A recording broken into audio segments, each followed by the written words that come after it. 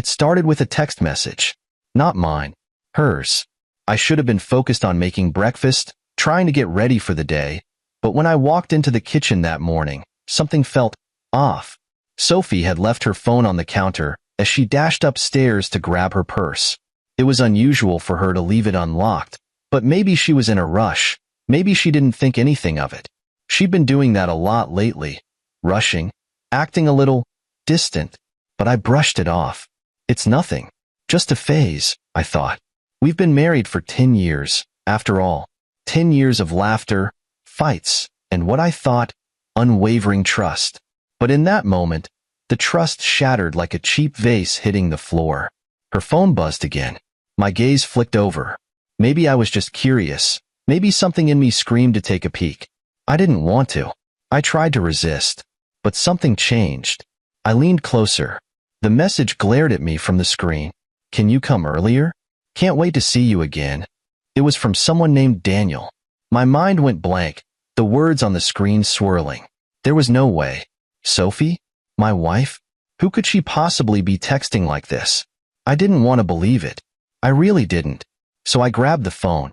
Just to check. Maybe it was a misunderstanding, right? Maybe it's nothing. I opened the message thread. The words on the screen were like a stab to the chest. The more I read, the more it sounded like something else entirely. There were mentions of hotel rooms, late-night rendezvous, plans to meet at a lounge that night, even some strangely intimate exchanges. This wasn't about work. This was something else. Something that tore at me like I was standing at the edge of a cliff, looking down at the jagged rocks below. She was having an affair.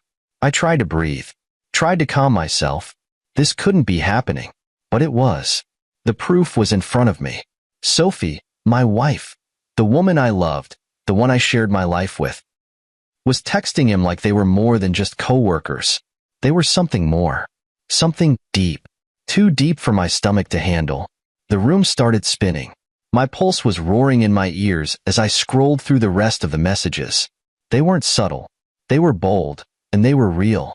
I could feel the walls closing in around me. How long had this been going on? How could I have missed it? Then, as if I wasn't already reeling, I saw it. A confirmation for tonight, at the Chelsea Lounge. Dinner. Drinks. A meeting. They were meeting tonight. And Sophie? She had the nerve to tell me she was heading out for a dinner with some colleagues. I froze. My heart was in my throat. There was no way I could let her get away with this. Not like this. I sat down at the counter, holding the phone in my hand like it weighed 1,000 pounds. The air felt thick, suffocating. Betrayal has a peculiar way of making time stand still. It's like everything around you slows to a crawl while you drown in disbelief. Sophie came back into the room. Her steps light, her face radiant, as if nothing had happened. She kissed me on the cheek, grabbed her keys from the counter, and said, "I'm heading out for dinner with some colleagues. Don't wait up." Her voice was so casual, so normal, as if nothing had changed, as if my world hadn't just exploded. I barely responded, keeping my voice steady. "Sure." She smiled, oblivious. And just like that, she was gone, leaving me alone with the wreckage of our life on my hands. The phone sat in front of me, its screen still glowing with her lies. I didn't confront her. Not yet. I wasn't sure if I could. But I couldn't just do nothing. I had to act. I needed to know who this Daniel really was. I needed to understand what I was up against. Because something told me this wasn't just about an affair. This was about me taking back control. This was about exposing the truth.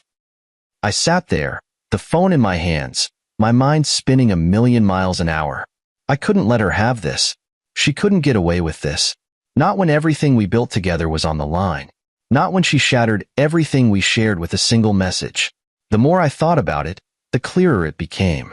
I wasn't just angry. I was hurt, betrayed. And I needed to make sure she felt the exact same way.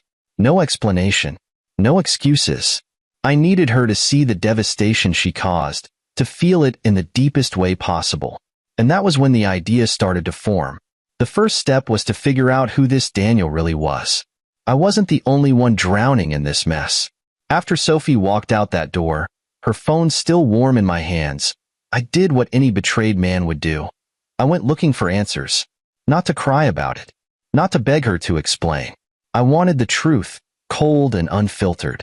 And I wanted to hit back where it hurt the most. Daniel. The name sat there like a stain on my screen, and my fingers hovered over the letters. Who was this man? Was he someone I had met before?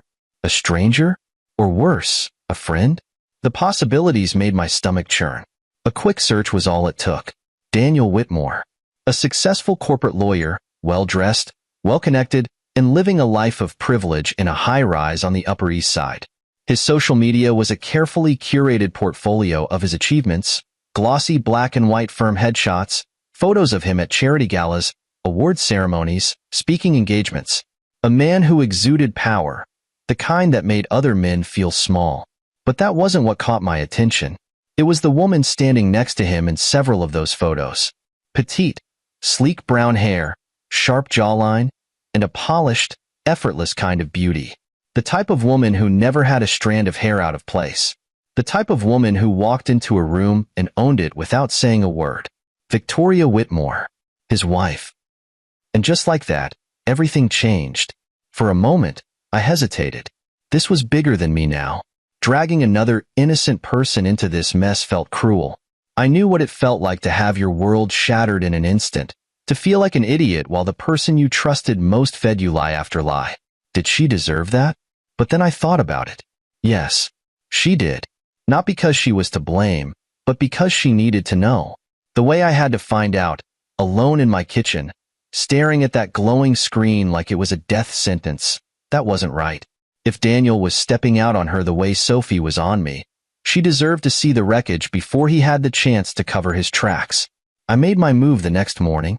I waited outside Daniel Whitmore's apartment building, a fortress of glass and steel that loomed over the city like a monument to arrogance. The kind of place where people with money lock themselves away from the rest of the world. It was cold, my hands buried deep in my pockets, my pulse steady but thrumming with anticipation. And then she walked out. Victoria Whitmore. She moved like someone who had never had to second-guess her own presence.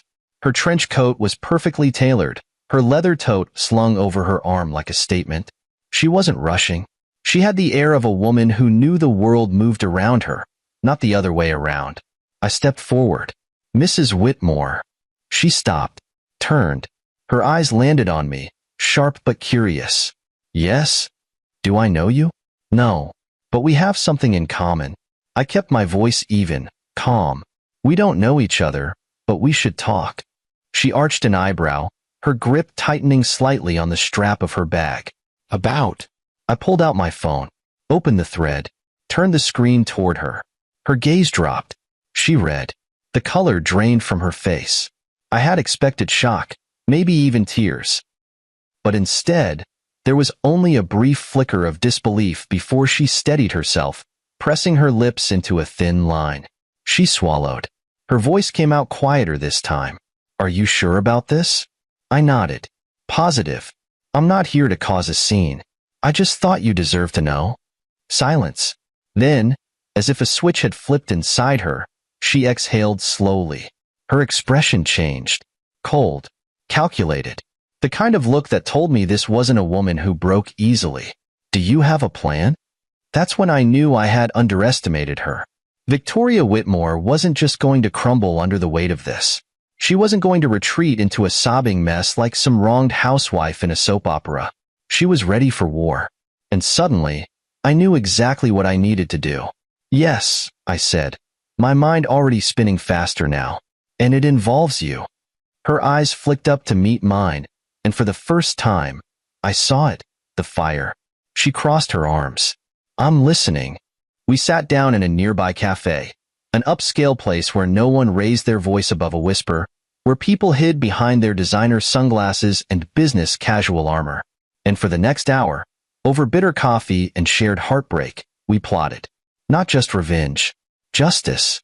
By the time we left, we had a plan. So precise. So devastating. I almost felt sorry for Sophie and Daniel. Almost.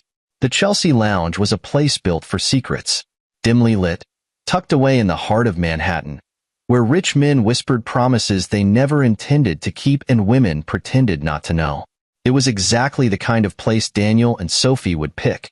A cocoon of deception wrapped in expensive liquor and jazz music. Victoria and I walked in together, our steps deliberate, our presence unnoticed at first. She was dressed in a fitted navy dress, poised and elegant, her expression unreadable. I had opted for something simple. Dark jeans, a button-down, the kind of outfit that made me blend in just enough while still holding my ground. We spotted them immediately. Sophie, my wife, leaning in close to him. Daniel, her lover, resting his hand on her thigh. My stomach turned at the sight. I had imagined it, of course, replayed their messages in my head 1,000 times. But seeing it? Watching her giggle, watching him brush her cheek like she was his, it was different. It was real. Victoria stopped beside me, her body stiff. I didn't look at her. I didn't need to. We were both standing at the edge of something we could never come back from. Ready? I murmured. Her voice was smooth. Steady. Let's make them squirm. We moved. Deliberate. Unrushed. Sophie's laugh rang out just as I slid into the booth beside her. I could feel the moment her entire body tensed. Her breath hitched, her smile froze, her fingers clenched against the table. Daniel, oblivious at first, turned to see who had joined them, and when his gaze landed on Victoria, all the color drained from his face. She slid in beside him, her lips curving into a slow, mocking smile. "Hello, darling." For a moment, nobody spoke. The weight of what was happening crushed the space between us. Sophie's hand was still on the table, frozen in midair like she had forgotten what she was doing. I leaned in just a little, my voice dangerously calm. "Surprised to see me, sweetheart?" Sophie swallowed, her hands now fidgeting with the hem of her dress. "Mark, I thought you were home." I was. I should have been home, clueless, waiting for my wife to come back from her dinner with colleagues. I let the silence stretch just long enough to make her squirm. Daniel, on the other hand, had barely breathed. He was staring at Victoria like she was a ghost. "Am I interrupting?" Victoria asked, tilting her head. Daniel finally found his voice. "Amelia, wrong name." Victoria's smile didn't waver, but her fingers curled against the table. "Try again, darling," she murmured. "Or are you so used to lying you can't remember who you're supposed to be with?" More silence. Good. Let them stew in it. Let them feel even an ounce of the panic that had been clawing at my chest since I read those messages. Sophie's eyes darted around the lounge, desperate, looking for a way out. "Mark," she whispered, her voice barely audible. "Please not here." "Why not?" I asked, leaning back. "You didn't seem to have a problem being here with him." A few heads started turning in our direction. Daniel cleared his throat, trying to maintain some dignity. "We should talk about this privately." Victoria let out a short, humorless laugh. "Oh no, Daniel. Privacy is a luxury you lost the second you decided to bring your affair to a public place." Sophie flinched. Daniel clenched his jaw. I turned my gaze back to my wife, the woman I had built a life with, the woman I had trusted. I wasn't angry. Not anymore. I was calm, because I had already won. Sophie's fingers twitched like she wanted to reach for me, like she wanted to fix this. "Mark, save it." Victoria tapped her nails against the table, her voice almost bored. "You know what's funny? You two thought you were so clever. Thought you were sneaky. Did it ever occur to you that secrets like this have a way of surfacing?" Daniel's hands clenched into fists. "Victoria, stop." "Oh, now you want control," she mused. "That's adorable." A few quiet chuckles drifted from the tables nearby. The whispers had started. The murmurs. The eyes. Sophie's face crumpled in horror. Daniel, still pretending to have some power in this situation, abruptly stood. His chair screeched against the floor. "This is ridiculous." "Ridiculous?" Victoria tilted her head. "Or just true?" Sophie grabbed for her purse, her entire body trembling. "We need to go." I blocked her path. Not physically, just enough. "What's the rush?" I asked. "You seemed perfectly comfortable 5 minutes ago." She looked up at me then, her lips parted, her eyes pleading. Pleading. Not because she regretted what she had done, because she had been caught. Daniel exhaled sharply, like he had finally accepted he was drowning. He turned to Victoria. Please. Not here. Can we at least talk somewhere? She stood, adjusted her dress, smoothed her hair. Then, voice cool and controlled, she looked him dead in the eyes and said, You can go. I'm staying right here. Daniel hesitated. For the first time all night, I saw it. The panic. The realization that everything he had built was falling apart. Sophie, on the other hand, was already slipping past me, walking toward the exit as fast as her shaking legs could carry her. She didn't look back. She never did. And just like that, they were gone. Victoria and I stood there, unmoving, as the whispers grew around us. The victors of a battle fought in broad daylight. But this was only the beginning. I wasn't done. Not even close. The Chelsea Lounge was only the opening act, a performance to shake them, to make them feel the first sting of exposure. But now it was time to break them. Victoria and I sat in my living room that night, the adrenaline from the confrontation still pulsing through us. She had kicked off her heels, curled onto my couch like she had lived here for years, scrolling through her phone with the same calm precision of a surgeon. I had my laptop open, pulling every trace of Sophie's affair into a neat, undeniable file. Daniel won't survive this, Victoria mused, sipping her whiskey. She had barely blinked since we left the lounge. Her fury was cold, methodical, sharp. His firm has a strict moral clause. If they find out, they'll. She trailed off, then smirked. She didn't need to finish the sentence. Because we weren't just going to let them find out. We were going to hand it to them on a silver platter. I leaned back, exhaling. You said his firm eats bad PR like it's poison? Worse, she murmured, tapping her fingers against her glass. They don't just cut the infected limb, they burn it. I looked at my laptop. Perfect. I had everything I needed. Screenshots, time-stamped messages, even a receipt from the hotel they'd met at last week. I wasn't stupid. I knew Sophie had been careful. She hadn't left paper trails, no credit card charges, no obvious slip-ups. But technology? That was where she failed. Every hidden message, every whispered promise, every single damn lie. It was all here, just waiting to be used.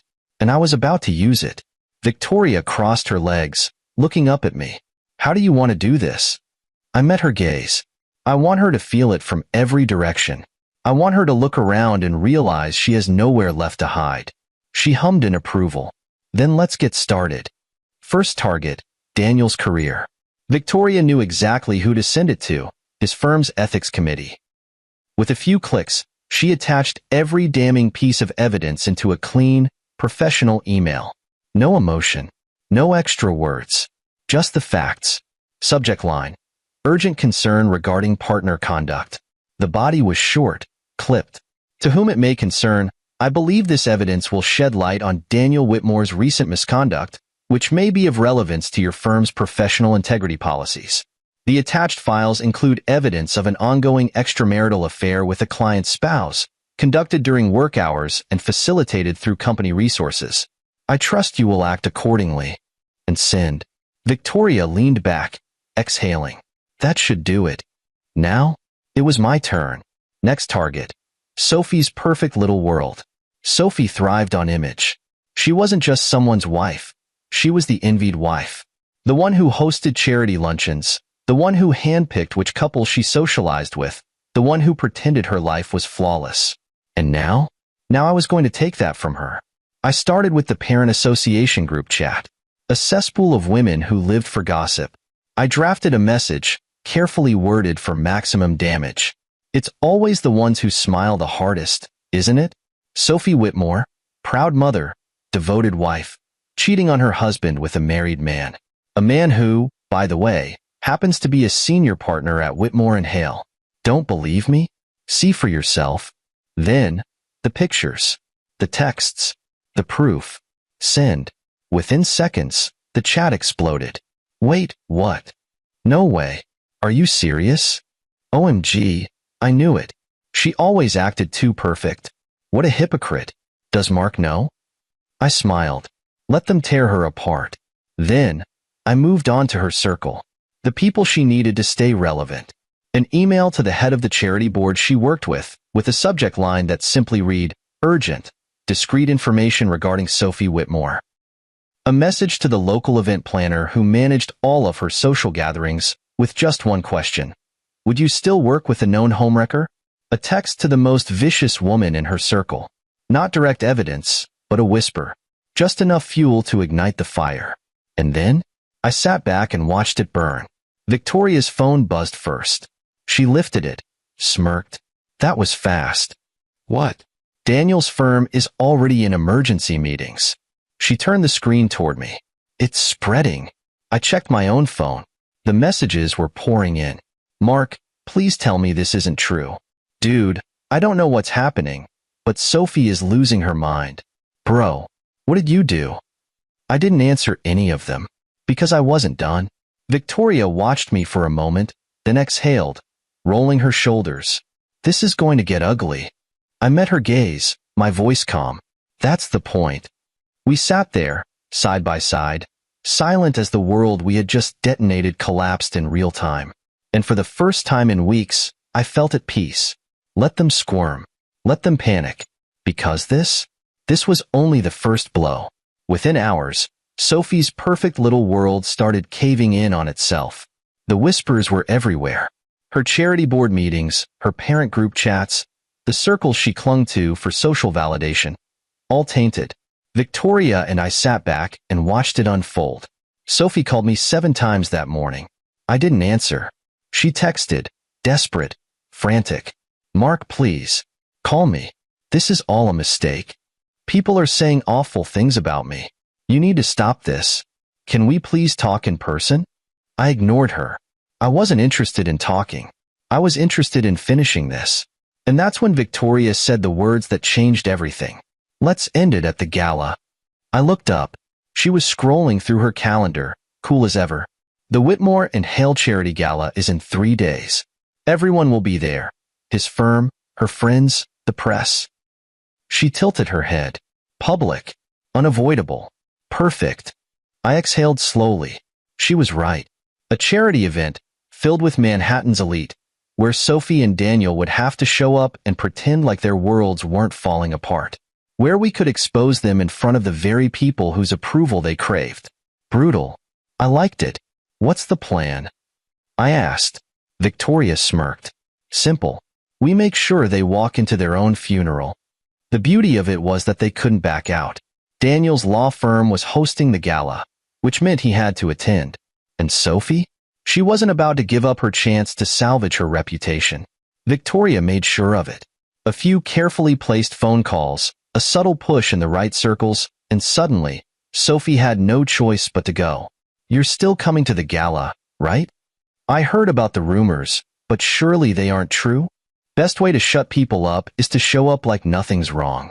And just like that, the trap was set. The night of the event, I dressed the part. A sleek black tuxedo. Cufflinks Sophie had bought me years ago, back when her gifts still meant something. I wasn't just attending, I was staging a show. Victoria? She looked deadly.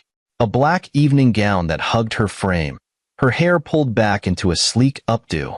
If you didn't know any better, you'd think she was there to celebrate something. In a way, she was. We arrived together, arm in arm.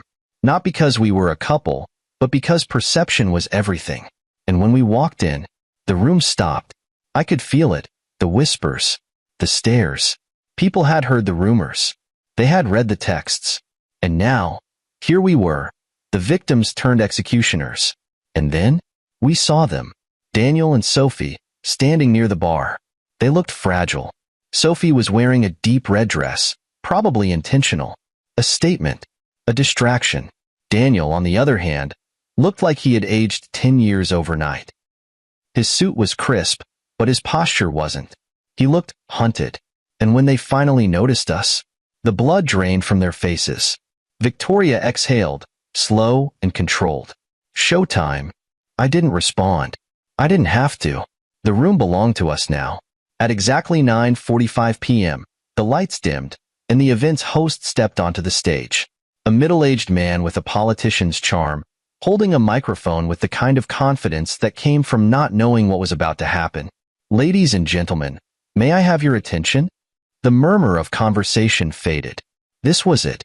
The host smiled, oblivious. "Tonight, we'd like to take a moment to recognize some very special individuals." He turned slightly. "Daniel Whitmore, please step forward." Silence. Sophie's fingers dug into Daniel's sleeve. He didn't move. Victoria let out a slow, mocking sigh. "Oh, go on, darling." People started shifting, curious. Some clapped, assuming it was an award. Others were watching, waiting. Daniel had no choice. He walked stiffly toward the stage, every step heavy, like he was marching toward his own execution. The host continued, smiling. "Daniel, your reputation precedes you, but tonight, we'd like to share a different side of your story." And then, the screen descended. The images flickered to life. The texts, the photos, the receipts, everything, projected, for everyone to see. A collective gasp rippled through the crowd. Then whispers. Then outright murmurs. Sophie's face turned a shade of red I had never seen before. Her breath hitched, her nails biting into her clutch. Daniel? He was motionless, staring, frozen in place. Victoria leaned in close, her voice a whisper just for him. "This is what happens when you think you're untouchable." The host, finally realizing something was terribly wrong, fumbled for words. Perhaps we should." Too late. The damage was done. Daniel's law firm partners were already standing. I could hear the murmurs, words like misconduct and termination, floating through the air. Sophie wasn't faring any better. Her friends? Gone. Her social circle? Silent. Her carefully curated reputation? Obliterated. Daniel stumbled off the stage, face pale. Sophie reached for him, but he shook her off. And then, they ran, slipping through the crowd like criminals fleeing a crime scene. Victoria and I?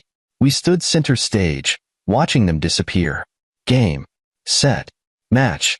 I let out a slow breath, my heartbeat finally steady. Victoria turned to me. Satisfied? I thought about it. The lies. The betrayal. The months of deception. I met her gaze. Not yet. Because now, it was time to bury them. Through the crowded ballroom, through the murmurs, through the stares that would haunt them for the rest of their lives. Daniel's perfectly polished reputation? Destroyed. Sophie's carefully curated social standing? Gone. But it wasn't over. Not yet. Victoria and I didn't follow them. We didn't need to. The damage had already spread, the infection of truth seeping into every crack of their once perfect lives. We let the city do the rest. And by the next morning, the storm hit. Victoria's phone buzzed first. She read the message slowly, her lips curving into something cold, satisfied. Then she turned the screen toward me. "Whitmore and Hale just announced Daniel's indefinite leave of absence. He's out." I exhaled. That was fast. "They don't tolerate scandal," she murmured, sipping her coffee. "Not when their name is on the line." And after last night, they had no choice. A few hours later, another update. His clients were leaving. The firm was cutting ties. Rumors of financial misconduct were starting to surface. Because here's the thing. Powerful men like Daniel don't just cheat. They cut corners. They make shady deals. They build empires on cracks, hoping no one will ever look close enough to see the fractures. And now everyone was looking. Meanwhile, my wife was unraveling in real time. She had called me 12 times before noon. I didn't pick up, but I didn't need to. The evidence of her collapse was everywhere. Her charity board? Gone. The parent association? Silent.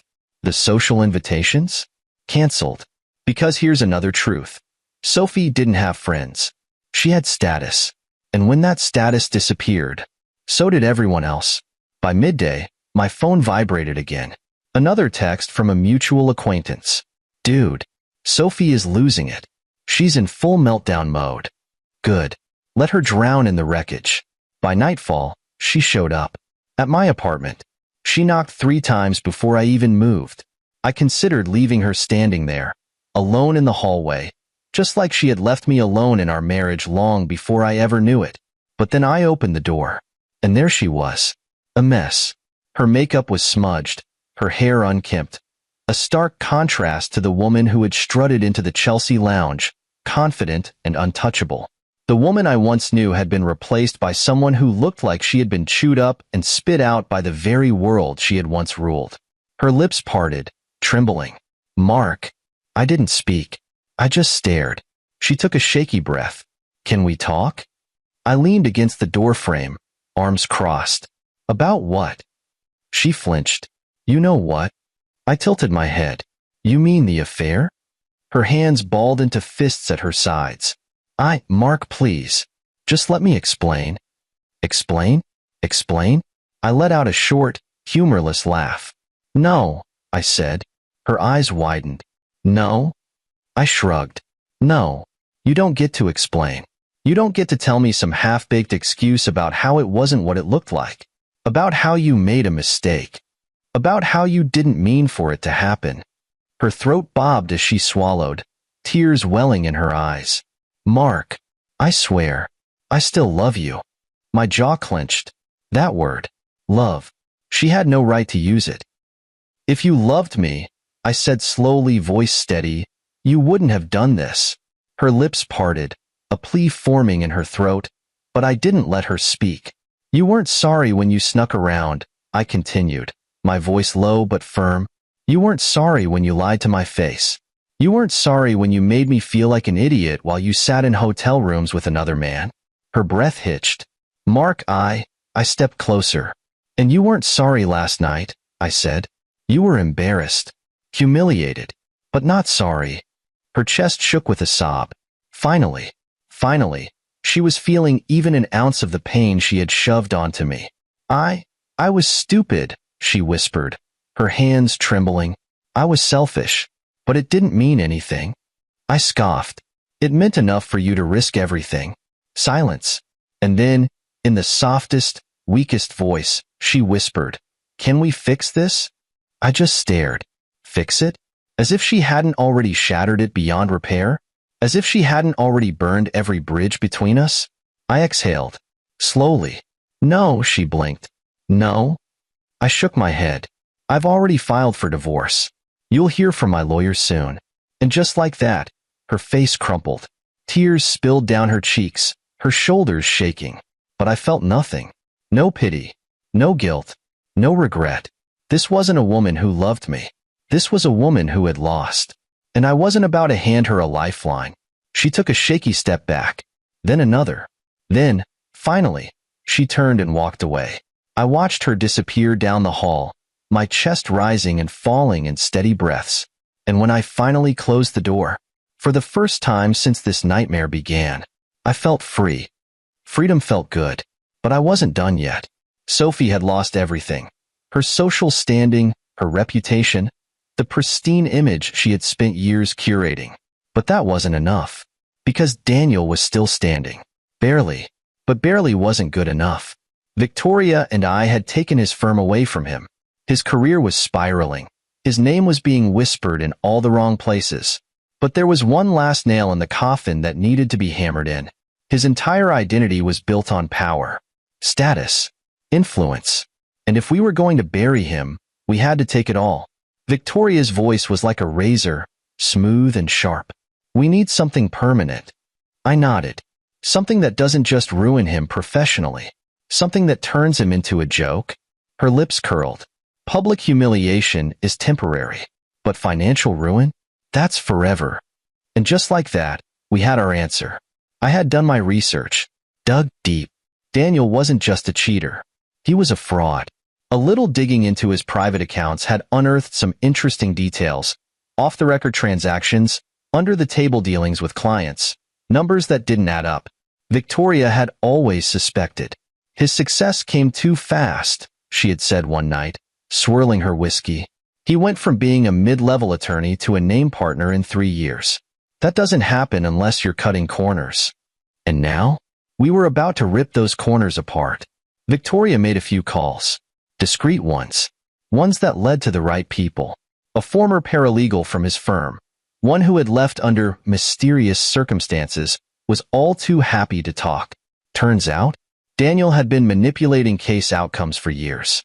A few greased palms here, a few strategically misplaced documents there. And the worst part? It wasn't just unethical. It was illegal. So, we packaged everything up neatly, a full dossier of his financial misdeeds, client complaints, and questionable case settlements. And we sent it straight to the press. Victoria smirked as she hit send. He's done. I exhaled. He doesn't even know it yet. We didn't have to wait long. By noon the next day, the story had hit every major financial and legal news outlet in Manhattan. By 5 p.m., Daniel Whitmore was officially under investigation. By midnight, his name had been removed from his firm's website. And just like that, his empire collapsed.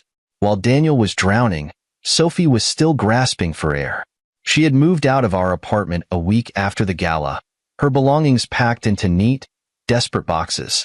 But where could she go? Her friends had abandoned her. Her family was ashamed of her. She wasn't Sophie Whitmore, the perfect wife, anymore. She was Sophie, the woman who had lost everything. She hesitated, then looked out the window. I've been thinking about leaving. Maybe moving to Europe for a while. A new city, a new life. I nodded. Sounds like a good idea. A comfortable silence settled between us. Two people who had walked through hell together. She lifted her glass. To starting over? I lifted mine. To starting over. We clinked glasses. And for the first time in a long time, I felt light. The storm had passed. And I had one. The storm had passed, but the wreckage remained. For them.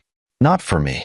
The week after Victoria and I had our final drink, I found myself standing in my half-empty apartment, staring at the life Sophie and I had built. Or what was left of it.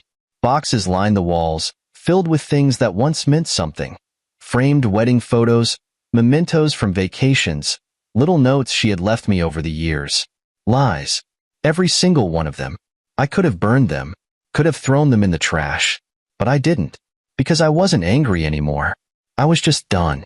I hadn't seen Sophie since she walked out of my apartment that night.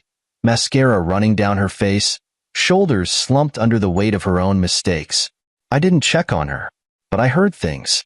She had moved in with her sister in New Jersey, a far cry from the pristine brownstone we once shared. She wasn't working, wasn't socializing.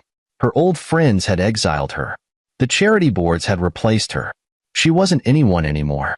And part of me thought maybe this was her rock bottom. Then, 2 weeks after the divorce was finalized, I got an email. From Sophie. It was short. Mark, I know you don't owe me anything. I just wanted to say I hope you find happiness. You deserve it. Sophie. No apology. No plea. Just that. I didn't reply. Because some things don't deserve closure. Daniel's downfall had been glorious.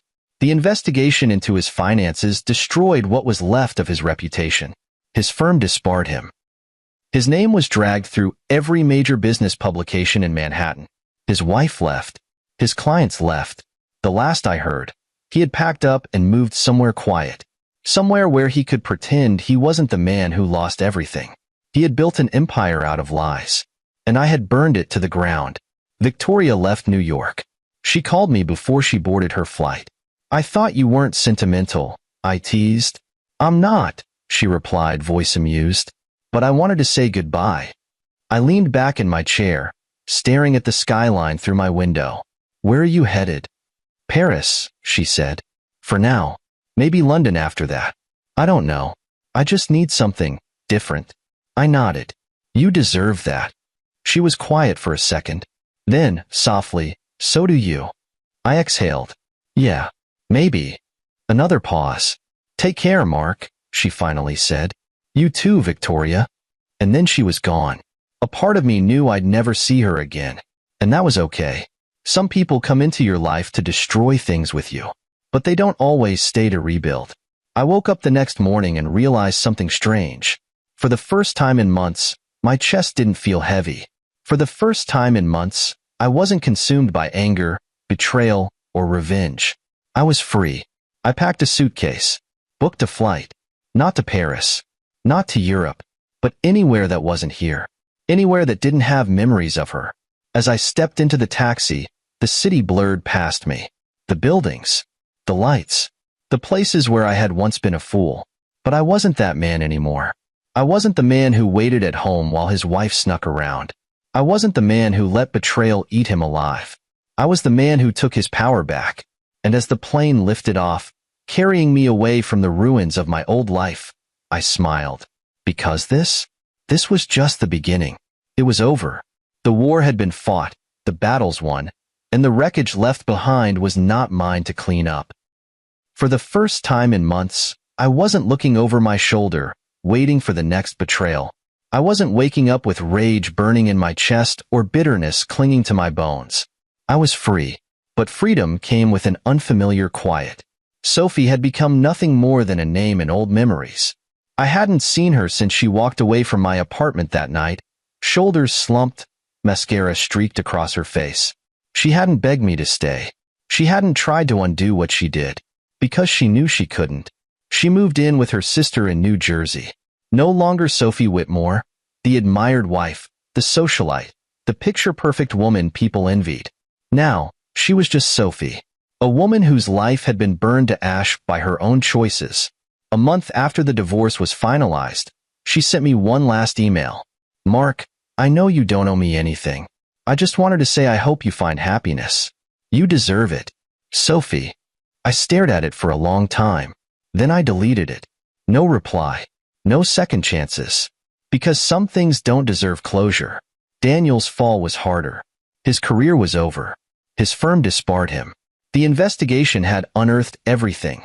The fraud, the under-the-table deals, the manipulated case outcomes. It wasn't just a scandal. It was a collapse.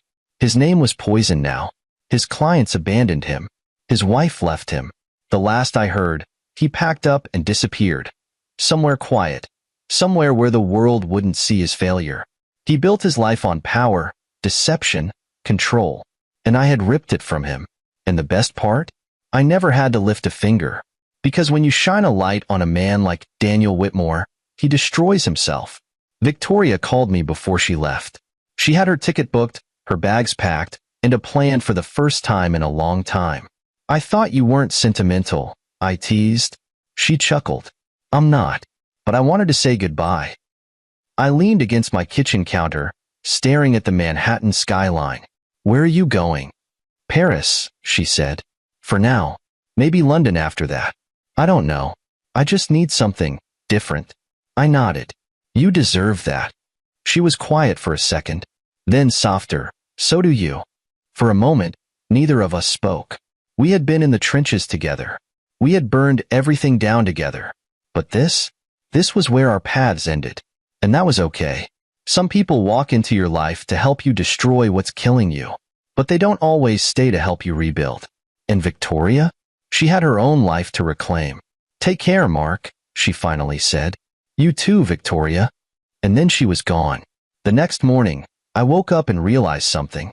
For the first time in months, I didn't feel the weight in my chest. For the first time in months, I wasn't checking my phone for another betrayal, another message, another lie. The war was over. And I had one. I packed a suitcase, booked a flight, not to Paris, not to Europe, but somewhere new, somewhere without ghosts. As I stepped into the taxi, the city blurred past me. The buildings, the lights, the places where I had once been a fool. But I wasn't that man anymore. I wasn't the husband waiting at home while his wife snuck around. I wasn't the man suffocating under betrayal and regret. I was the man who had taken his power back. And as the plane lifted off, carrying me away from the ruins of my old life, I smiled. Because this was just the beginning. I pulled into the parking lot of the event hall at exactly 6:59 p.m., feeling pretty good about myself. I'd spent the afternoon ironing my best linen shirt until it was crisp, and I'd even stopped by the barber for a fresh cut to look sharp for Clarissa's family. In my hands, I carried 2 bottles of decent wine, not the cheap stuff, but the kind you bring when you want to make an impression. I'd paid for everything tonight. The catering with those fancy little appetizers, the venue with its high ceilings and polished floors, even a string quartet that was supposed to play soft music in the background. They didn't show up, but I figured it didn't matter much. I'd still done my part. I was proud, I wanted this reunion to be perfect for Clarissa, to show her family I could step up. But when I pushed open the heavy wooden door, my stomach dropped. The room was dead quiet. No chatter, no clinking glasses, no music, just empty chairs lined up in neat rows, a few flickering candle stubs on the tables, and a single half-eaten cupcake sitting on a plate like someone had forgotten it.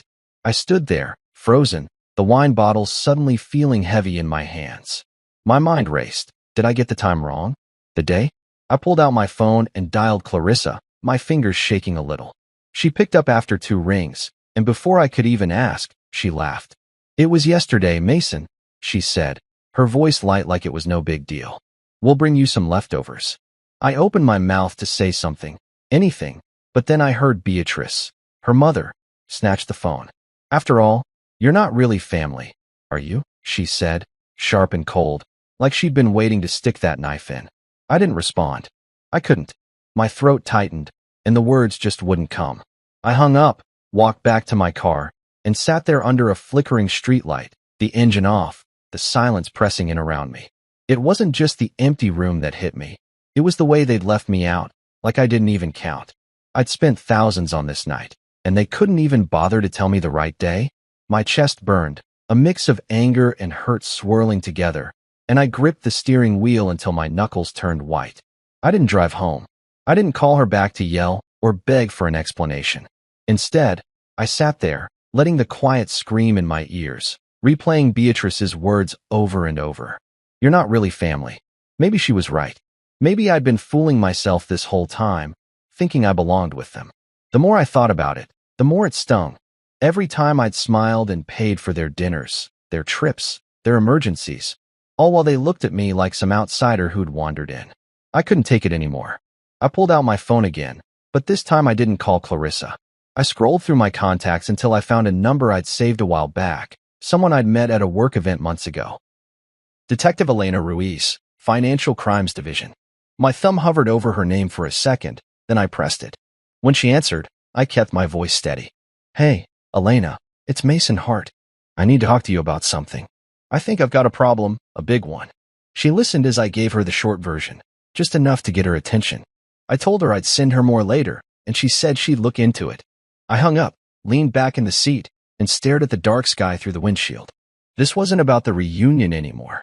This was about everything, every dollar, every lie, every time they'd made me feel small. I wasn't going to let it slide this time. Not anymore. I didn't sleep much that night after leaving the empty event hall. I drove home eventually, the 2 wine bottles still sitting unopened on the passenger seat, mocking me every time I glanced at them. My head was spinning, not just from the humiliation of showing up to nothing, but from the realization that had been creeping up on me for months, maybe years. Clarissa's family didn't just forget me, they used me. I parked in the garage, walked inside our quiet house, and went straight to my office, shutting the door behind me. The place was dark except for the glow of my laptop screen as I sat down and started digging.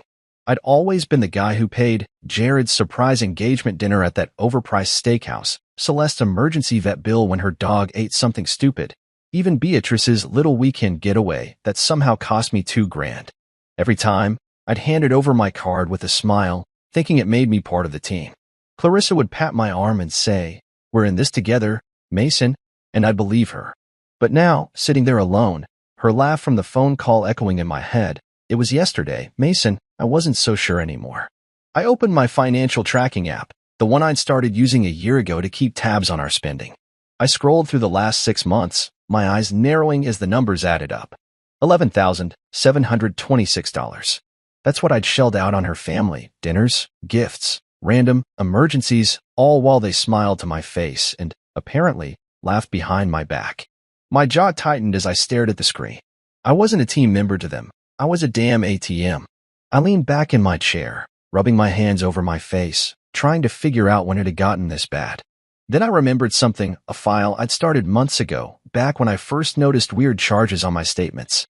I'd brushed it off then, too tired or too trusting to dig deeper, but now I pulled it up. It was a mess of a spreadsheet I'd thrown together, dates, amounts, screenshots of emails and invoices I'd saved just in case. There was one from Jared, a casual, "Hey, put it on Mason's magic card," in a group chat about his fiancée's ring. Another from Clarissa, forwarding me a bill for Celeste's spa day with a little "thanks, babe" at the end. I kept scrolling, my stomach twisting as I pieced it together. This wasn't just them asking for favors, this was a pattern. I opened a new tab and started typing an email to Detective Elena Ruiz, the woman I'd called earlier. Subject line: possible identity fraud. I have evidence. I attached the spreadsheet, the screenshots, everything I had, and hit send before I could second-guess myself. My heart was pounding, but it wasn't fear, it was something else, something sharper. I was done being their fool. I leaned forward, clicking through more files, looking for anything I'd missed. That's when I found it, an old voice recording on my phone, one I'd forgotten about. It was from a night a few months back when Jared had too much to drink at a family barbecue. I'd been messing with my phone, testing some app, and it caught him laughing with Celeste. "Mason's such a sucker," he'd slurred. "Pays for everything and doesn't even blink. We've got him trained good." I played it again, then a third time, letting his words sink in. My hand shook as I saved it to my laptop and added it to the email thread with Elena. "Check this too," I typed, my fingers hitting the keys harder than necessary. I sat back, staring at the screen, the house silent around me. Clarissa wasn't home yet. She'd probably stayed at her mom's after the reunion, eating cake and laughing about how I'd missed it. I wondered what she'd say if she knew what I'd just done, if she'd still call us a team. I didn't feel like her husband right now. I felt like a mark, someone they'd played for years. The more I thought about it, the angrier I got. Every time Beatrice gave me that tight-lipped smile, every time Celeste batted her eyes and said, "You're the best, Mason," it was all fake. They didn't care about me. They cared about what I could give them. I stood up and paced the room, my mind racing. What else had they done? Were there more charges I hadn't caught? More lies I'd swallowed? I went back to the laptop and pulled up my bank's website, logging into every account I had. I started cross-checking statements, looking for anything off. It didn't take long, 3 transactions I didn't recognize, all from the last month. A furniture store, a travel agency, a big cash withdrawal. My name was on them, but I hadn't made them. I screenshotted each one, my breath coming faster now. This wasn't just mooching anymore. This was theft.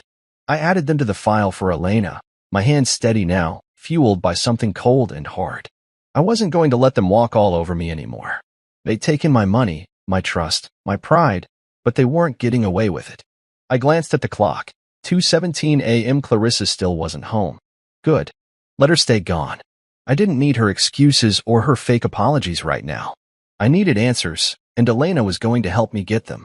I closed the laptop, leaned back in my chair, and let out a long breath. The trail was there, laid out in numbers and words and Jared's drunken laugh. All I had to do was follow it and make sure they paid for where it led.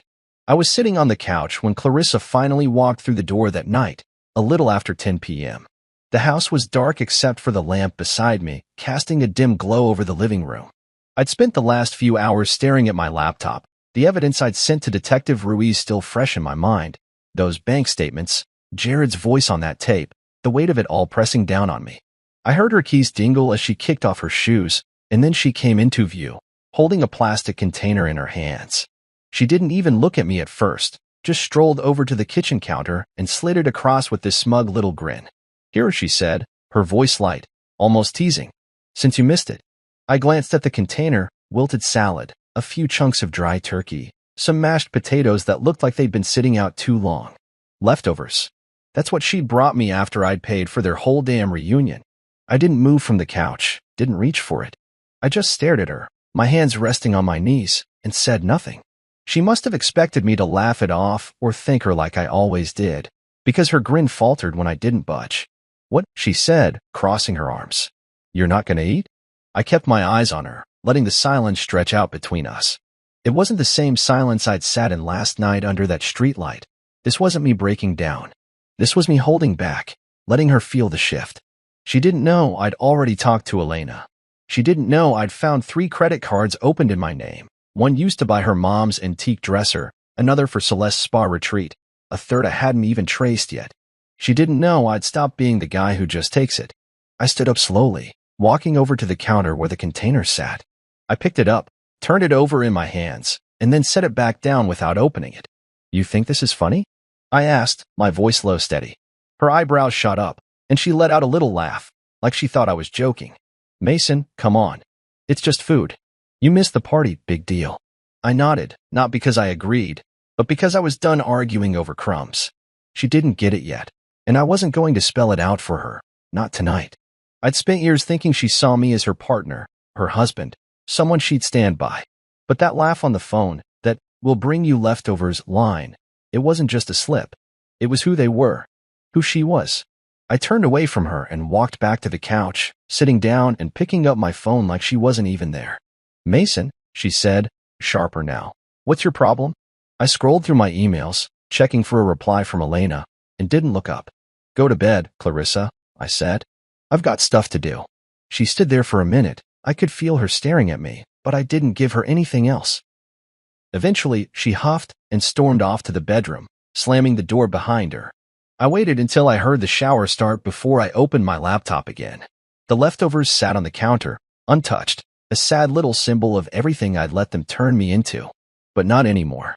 I pulled up my bank app and started digging deeper, cross-referencing those mystery charges I'd found last night. The furniture one, $2, $300 at some upscale place Beatrice loved, had a timestamp from 2 months ago, right after I'd told Clarissa I'd gotten a bonus at work. The spa retreat for Celeste? Booked 3 weeks back, when I'd been out of town for a job. I'd been so busy, so trusting, I hadn't even noticed. My fingers moved fast, saving every detail, every receipt I could pull from the online statements. I wasn't just mad now, I was focused. They'd taken advantage of me for years, and I'd let it happen because I wanted to be the good guy, the one who keeps the peace. But peace doesn't mean letting people walk all over you. I thought about that call with Elena, how she'd sounded calm but serious when I told her what I suspected. "Send me everything you've got," she'd said. "If there's fraud, we'll find it." I trusted her. She had that no-nonsense tone that made you feel like she'd get it done. And I had more to send her now. I opened a new email, attached the latest screenshots, and typed a quick note. "Found more charges. Let me know what's next." I hit send and leaned back, my eyes drifting to the container again.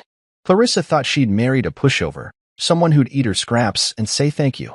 She didn't know I'd already started fighting back. I got up, grabbed the leftovers, and dumped them in the trash, every soggy leaf, every dry shred of turkey. It felt good, like I was throwing out more than just food. I wasn't hungry for what they were offering anymore. I went back to the couch and pulled up an old photo on my phone, me and Clarissa at our wedding, smiling like nothing could touch us. I believed it then, that we were building something real. Now, looking at her grin, I wondered how much of it was ever true. Had she been playing me even then? Or did it start later, when her family saw how easy it was to lean on me? I didn't know, and right then, I didn't care. I locked the phone and set it down, my mind already moving ahead. Tomorrow, I'd call Elena again, see if she'd made any progress. Tonight, I'd sit here and let the silence settle, not the kind that hurts, but the kind that builds something new. They thought they'd left me behind with their leftovers. They didn't realize I was already steps ahead, turning their game into mine. I was up early the next morning, the kind of early where the sky's still gray and the house feels too big and quiet. I'd barely slept, my mind running loops around those credit card charges and Clarissa's smug grin when she handed me those leftovers. Coffee was brewing in the kitchen, the smell filling the air, but I wasn't hungry, just wired, restless. I'd checked my email twice already, hoping for something from Detective Elena Ruiz, but nothing yet. Clarissa was still asleep, probably dreaming about whatever perfect life she thought she deserved, one where I just kept paying and shutting up. I was at the sink, rinsing my mug, when I heard it, 3 sharp knocks on the front door. My heart jumped, not out of fear, but because I knew this was it. Something was happening. I dried my hands on a towel, walked to the door, and opened it. 2 police officers stood there, a man and a woman, both in uniform, their faces serious but not unfriendly. Behind them, in the driveway, was Elena Ruiz, her dark hair pulled back, her badge glinting in the morning light. She gave me a small nod, like we were already in this together. "Mason Hart," the woman officer said, stepping forward. "I'm Detective Ruiz. We need to speak with Beatrice Rowan. Is she here?" I heard Clarissa's footsteps behind me, quick and uneven, like she'd bolted out of bed. "What's going on?" she said, her voice high and confused, as she came up beside me in her pajamas.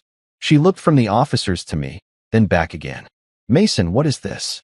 Elena smiled, but it wasn't warm, just polite, professional. "Financial identity theft," she said, her eyes flicking to Clarissa. "Mr. Hart filed a report last night. We've traced multiple fraudulent accounts, and we need to ask Mrs. Rowan some questions. Clarissa's mouth dropped open, and she turned to me, her face pale. You what? She sputtered. I didn't answer her, not yet.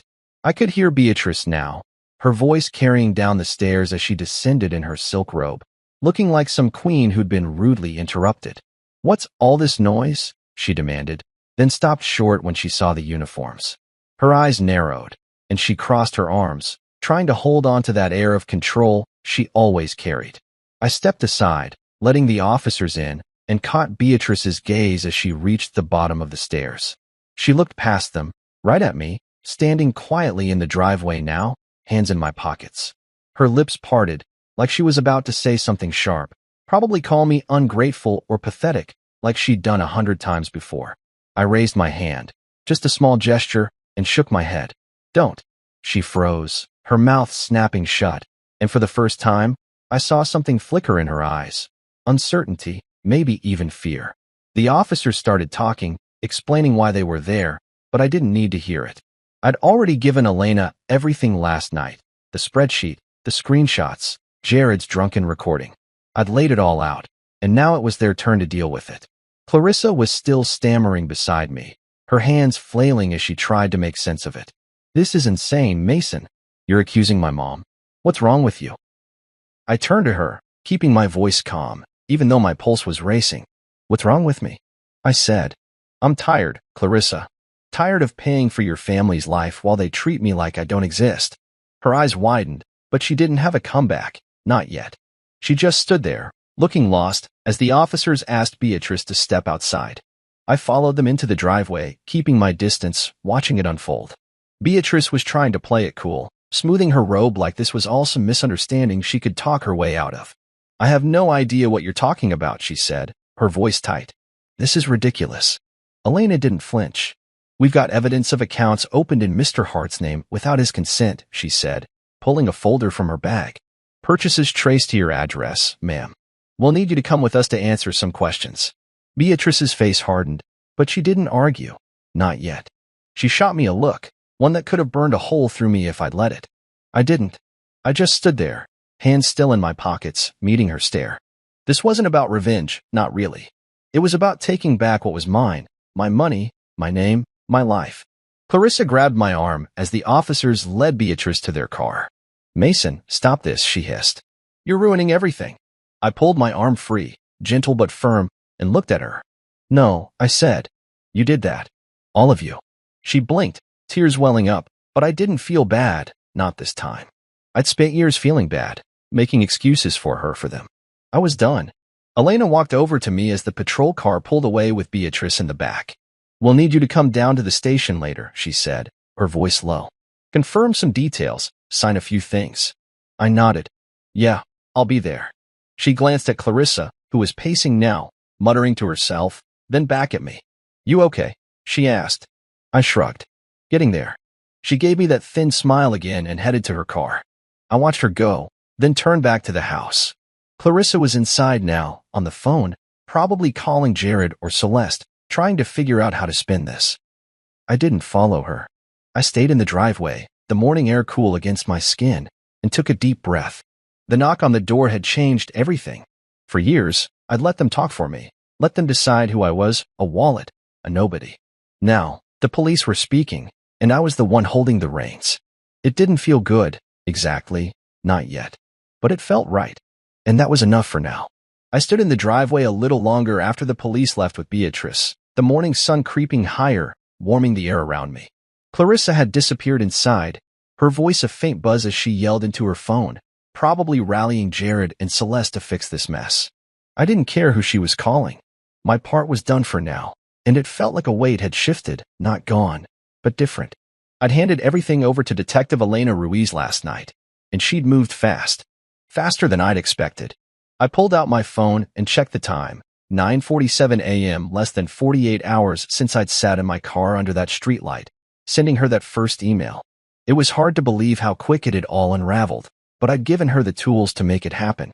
Every receipt I'd saved, every invoice I'd screenshot, every stupid email where Jared laughed about Mason's magic card, it was all in that file. I'd spent months collecting it without even realizing why, like some part of me knew I'd need it someday.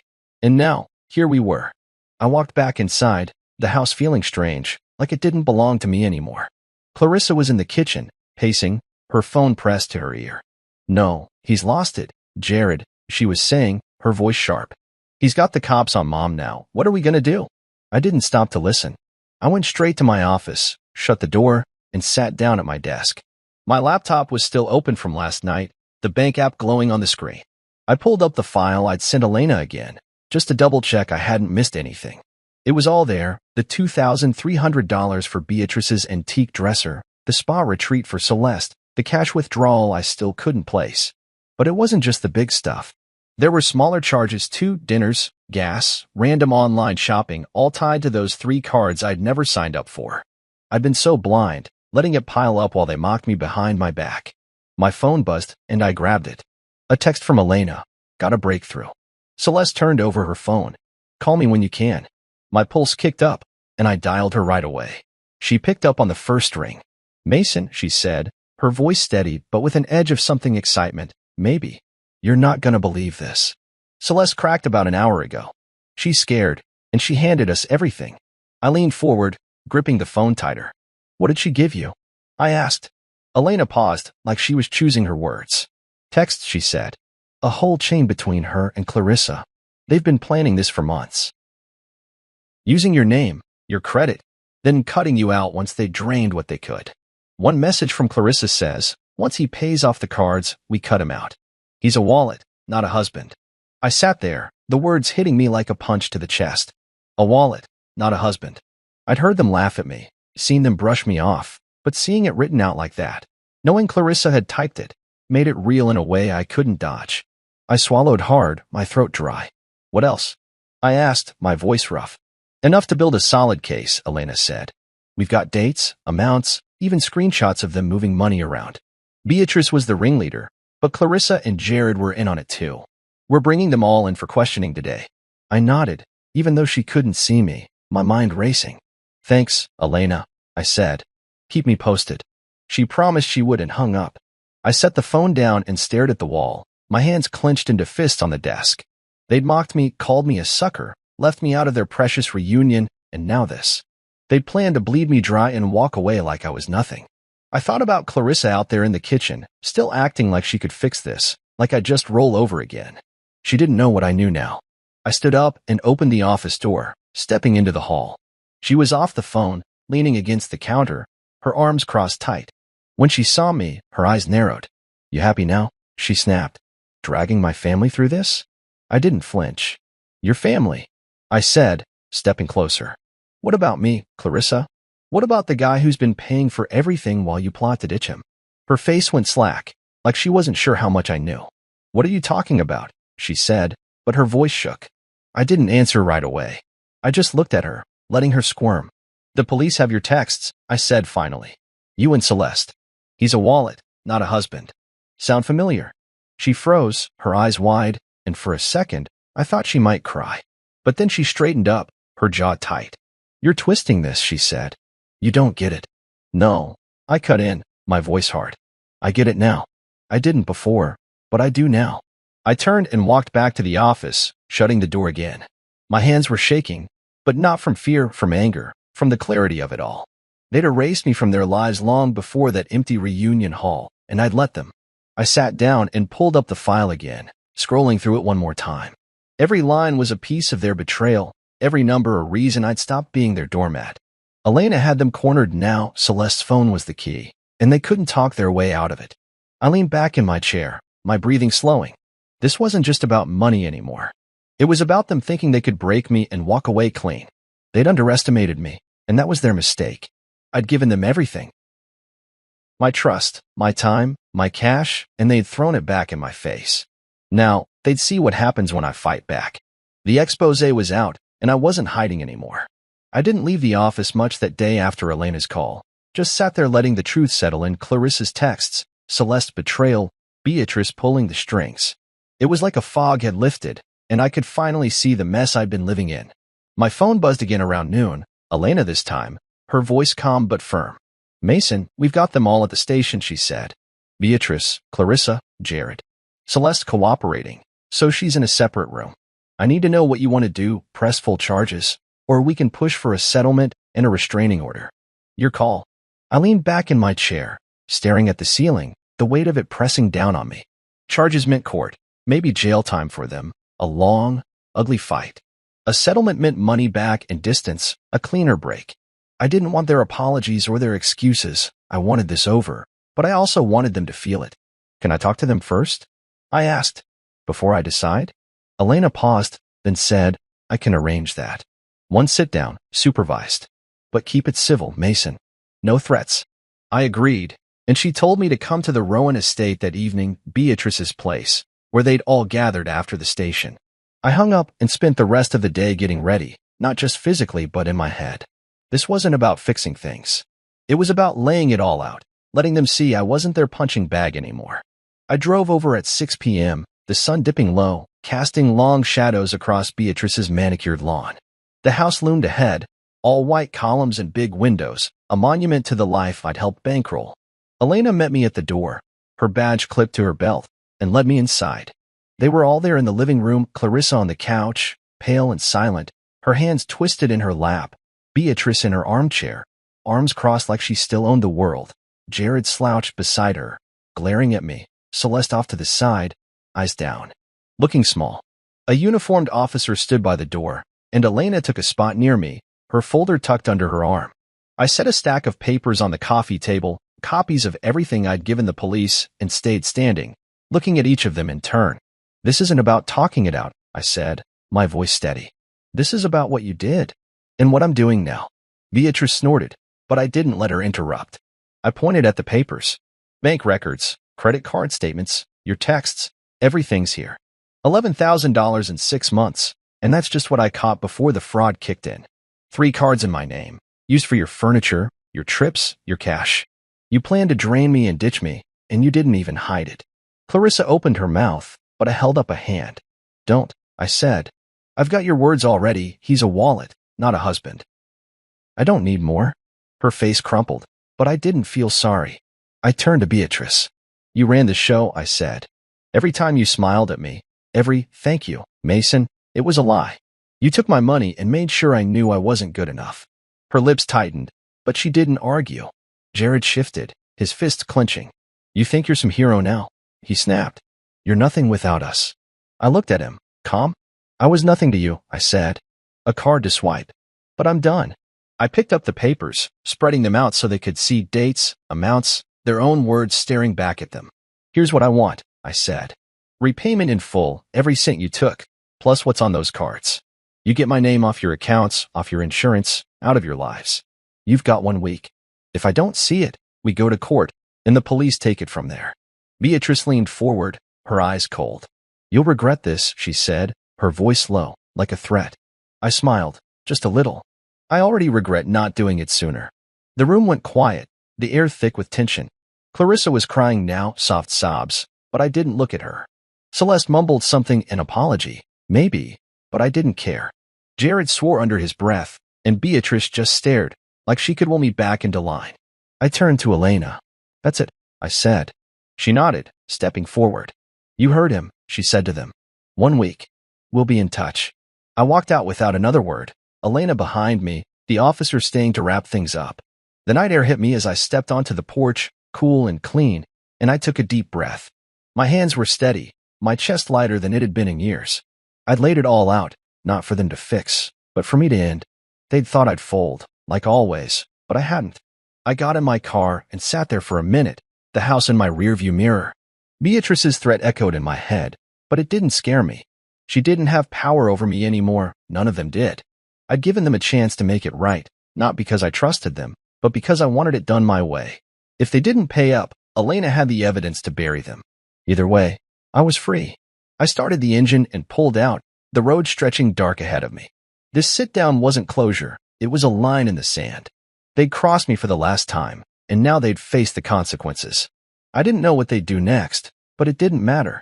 I'd taken control, and that was enough. For the first time in a long time, I felt like me again, not their wallet, not their fool, just Mason Hart, standing tall. I drove home from the Rowan estate that night with the windows down, the cool air rushing past me, clearing my head after that sit-down. My hands were steady on the wheel, and for once, I didn't feel that knot in my stomach, the one that used to tighten every time I thought about Clarissa or her family. I'd laid it out for them, given them a week to pay me back, and walked away. It wasn't about hoping they'd do the right thing. I didn't trust them that far. It was about putting them on notice, letting them know I wasn't playing their game anymore. When I got home, the house was dark and quiet, Clarissa still at her mom's, probably plotting with Jared and Beatrice. I didn't care. I went straight to my office, flipped on the light, and sat down at my desk. My laptop was waiting, and I had work to do. They thought I was bluffing, that I'd back off like I always had. They were wrong. I logged into our joint bank account first, hers and mine, the one we'd set up years ago when we were still smiling at each other. I'd been the only one putting money in lately, but her name was still on it. Not for long. I called the bank's after-hours line, waded through the automated menu, and finally got a tired-sounding woman on the phone.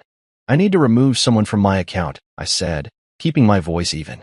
She asked for the details, account number, my ID, Clarissa's name, and I gave them. Watching the clock tick past 9 p.m., "It'll take 24 hours to process," she said. "Anything else?" I thought about it, then said, "Yeah. Freeze my credit card, the joint one. I don't want any more charges going through." She typed something, then confirmed it was done. I hung up and leaned back, a small smile tugging at my lips. Clarissa wouldn't know until she tried to use it. Maybe tomorrow, maybe the next day, and I could already picture her face when it got declined.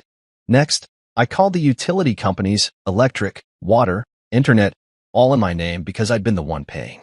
I didn't cut them off, just transferred them to Clarissa's name, giving her the bills she'd never bothered with. Each call was quick, the reps bored but efficient, and by 10 p.m., I'd untangled myself from every shared expense we had. It felt good, like peeling off a layer of their weight. I wasn't done, though. I'd hired a private investigator a few days back, a guy named Tom I'd found through a work buddy. I'd asked him to dig into Beatrice, nothing big, just a hunch after I'd found those credit card charges. My phone buzzed with a new email from him, and I opened it fast. "Mason," it read, "got something. Beatrice tried opening an account yesterday under her late husband's name, Robert Rowan. Used his old social security number. Bank flagged it, but she pushed. Photos attached." I clicked the files, grainy shots of Beatrice at a bank counter, her silk scarf and tight smile unmistakable, a form in her hand. My jaw clenched. Another felony right after the police had hauled her in. She hadn't learned a thing. I forwarded it to Elena with a quick note, more for the file. The freeze was spreading now, not just in my accounts, but in their world. They built everything on me, my money, my trust, and I was pulling it out from under them. I stood up, stretched, and walked to the kitchen, grabbing a beer from the fridge. The house was mine again, at least for tonight, and I sat at the counter, sipping slow, thinking it through. Clarissa would come home eventually, probably mad, maybe crying, but I was ready. She'd try that card tomorrow, maybe at the grocery store, maybe for gas, and it'd fail. She'd call me, yelling about how I'd embarrassed her, but I wouldn't budge. The utilities would hit her next, bills in her inbox she couldn't ignore. And Beatrice, well, Elena would handle that. I finished the beer and set the bottle down, my mind drifting to the sit-down. Beatrice's threat, "You'll regret this," rang hollow now. She didn't have the leverage anymore. I'd frozen her out, locked her schemes in place, and she was scrambling. I pictured her at that bank, trying to use Robert's name like she could outsmart everyone, and it almost made me laugh. Almost. I went back to the office, pulled up my bank app again, and double-checked everything. The joint card was locked, the account split was pending, the utilities were off my plate. I'd moved fast, faster than they'd expect, and it gave me an edge. My phone buzzed again, Clarissa this time. A text. "Where are you? We need to talk." I stared at it, my thumb hovering over the screen. She'd stayed at Beatrice's all day, probably thinking I'd cave by now, come running back to fix it. I typed back, "Home. You've got a week." That's it. No explanation, no softness. I hit send and turned the phone face down. The freeze wasn't just financial, it was me, too. I'd been warm for them, open, giving, and they'd taken it all. Now, I was cold, hard, unyielding. I walked to the living room, sank into the couch, and closed my eyes. The house creaked around me, settling into the night, and I let it sink in. They'd pushed me too far, and the collapse was coming. Beatrice's new stunt would bury her deeper, Clarissa's card would fail, Jared would flail, none of them could stop it. I'd given them a chance to pay up, but I knew they wouldn't. They'd fight, and I'd win. For the first time in years, I slept easy that night, the silence not heavy but calm, like the quiet before a storm I'd already won. I woke up the next morning to sunlight streaming through the blinds, the kind of bright that makes everything feel new, even if it's not. The house was still quiet, Clarissa hadn't come home, and I was fine with that. My phone was on the coffee table where I'd left it, and I grabbed it, expecting maybe a text from Elena or another rant from Clarissa. Instead, there was a message from Owen, Clarissa's younger cousin, the quiet one who'd always hung back at family gatherings, never joining in on the jabs or the asks for cash. "Hey Mason," it read, "I need to tell you something. Can we talk?" I sat up, rubbing the sleep from my eyes, and stared at the screen. Owen was different, 20-something, still figuring himself out, not caught up in Beatrice's schemes or Jared's swagger. I'd never had much of a bond with him, but he'd never treated me like the others did. I typed back, "Sure. Call me when you're free." My phone rang 5 minutes later, and I picked up, leaning back on the couch. "Mason," he said, his voice soft, a little shaky. I wanted to say I'm sorry. About everything." I frowned, not sure where this was going. "What do you mean?" I asked. He took a breath, and I could hear him shifting, like he was pacing. "I knew what they were doing," he said. "Not all of it, not the credit card stuff, but I saw how they treated you. The money, the way they talked when you weren't around. I tried to tell them it was wrong, Clarissa and Beatrice, but they wouldn't listen. They'd just laugh it off, say you didn't mind. I should have said something to you sooner." I sat there, the phone pressed to my ear, letting his words sink in. It wasn't a shock that they talked behind my back. I'd heard Jared's tape, seen Clarissa's texts, but hearing it from Owen made it real in a different way. He wasn't confessing to save himself. He was just unloading something he'd carried. "It's okay," I said finally, my voice steady. "You didn't do this, Owen." "They did." He sighed, like he'd been holding his breath. "Still," he said, "I felt bad watching it. You were always decent to me, helped me move that couch last year, didn't even ask for anything. If you need a witness or whatever for the police, I'll speak up. I've got some texts, stuff I overheard. It's not much, but it's yours if you want it." I leaned forward, resting my elbows on my knees. "Thanks," I said. "I mean it. But you don't owe me anything. Just keep yourself out of their mess, all right? Protect your own peace." He went quiet for a second, then said, "Yeah, I'm trying. Take care, Mason." We hung up, and I set the phone down, staring at the wall. Owen's voice stuck with me, that mix of guilt and honesty. He'd seen me when I was invisible to them, not a wallet, not a punchline, just a guy who'd helped with the couch. It hit me harder than I expected, like a crack in the armor I'd built up over the last few days. I got up and made coffee, the routine grounding me while my mind spun. The others, Beatrice, Clarissa, Jared, they'd never say sorry, not like that. They'd fight or lie or twist it, but Owen didn't. He didn't have to, and he still did. I sipped the coffee, standing by the window, watching cars roll by outside. The freeze I'd started yesterday, locking the card, cutting the utilities, was still in motion, but this felt different. Owen's call wasn't about money or revenge. It was about something I'd lost sight of. Family. Not the blood kind. Not the Rowans with their big house and bigger egos, but the kind you choose, or who choose you back. I'd spent years trying to fit into their world, thinking that's what it meant to belong. But Owen's apology showed me I'd been looking at it wrong. I didn't need their approval or their table. I needed boundaries, people who saw me for me. I walked back to the couch, grabbed my phone again, and scrolled through my contacts. I thought about calling Elena, telling her about Owen's offer, but I held off. He didn't need to get dragged into this unless it came to that. Instead, I opened my email and saw a new one from Tom, the PI.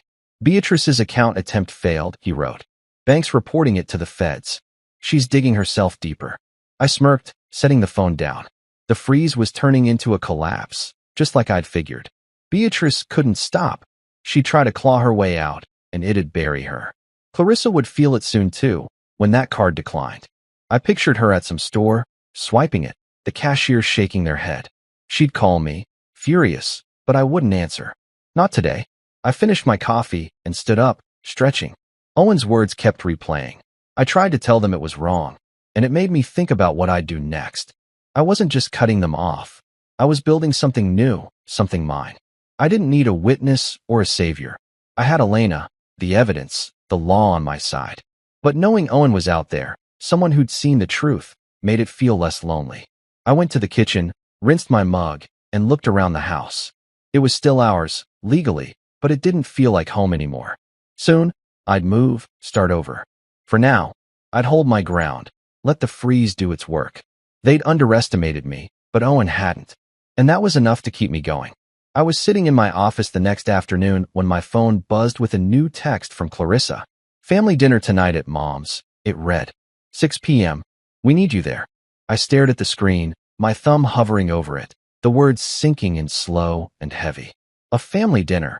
After everything, after the police, the sit-down, the freeze I'd put on their world. I could picture it already.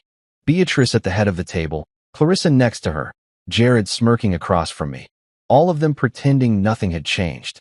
Like I'd just show up with a smile and a checkbook, ready to play my part again. I set the phone down without replying and leaned back in my chair, letting the quiet of the house wrap around me. It wasn't the same quiet I'd felt that night in the car after the empty reunion hall. This wasn't anger or hurt. This was something else, something solid. I didn't owe them a damn thing. Not my time, not my presence, not even an answer. I stood up, walked to the window, and looked out at the street. The sun was low, painting the sky orange, and I thought about what I'd do instead. Not their table, not their game. I grabbed my keys, locked the door behind me, and drove to the hardware store down the road. I'd been meaning to fix a leaky faucet in the kitchen, something small, something mine. The guy at the counter handed me a wrench and some washers, and I paid with my new card, the one with just my name on it. No joint accounts, no strings. On the way back, I stopped by the grocery store and picked up a steak, a potato, some butter, nothing fancy, just enough for one. I got home, dropped the bags on the counter, and texted Clarissa back, "Not coming." 2 words, no explanation. I turned the phone off and left it there, face down. They could sit at that table without me, stewing in their mess, and I'd be here, doing what I wanted for once. I started cooking around 6:30, the sizzle of the steak filling the kitchen, the smell making my mouth water. I boiled the potato, mashed it with some butter and salt, and set it all on a plate. No leftovers, no plastic containers, just a meal I'd made for myself. I carried it to the dining table, the one Clarissa and I used to sit at together, back when I thought we were a team. Now it was just me, and that was fine. I cut into the steak, took a bite, and let the silence settle. No fake smiles, no side-eye glances, no feeling like I was begging for a seat. Just me and the food and the quiet I'd claimed. I thought about that dinner at Beatrice's, how they'd probably talk about me, call me selfish or crazy, maybe try to guilt me into coming back. Clarissa might cry, Beatrice would sneer, Jared would crack some joke. But I wasn't there to hear it, and that felt like power. I'd spent years at their tables, nodding along, paying for the wine, taking their digs because I wanted to belong. Now, I didn't. I finished eating, leaned back in the chair, and let my mind wander. Earlier that day, I'd gotten an email from Elena. Beatrice's bank stunt had hit the feds, and they were looking at her hard now. The week I'd given them was ticking down, and I hadn't heard a word about repayment. I didn't expect to. They'd fight it, drag it out, and I'd let the law handle them. But tonight wasn't about that. It was about this, me, alone, choosing my own peace. I got up, washed the dishes, and stood at the sink, looking out at the backyard. An idea hit me, something I hadn't thought about until now. All that money I'd poured into their reunion, thousands I'd never see again, could do something else. I went back to my office, opened my laptop, and searched for local shelters.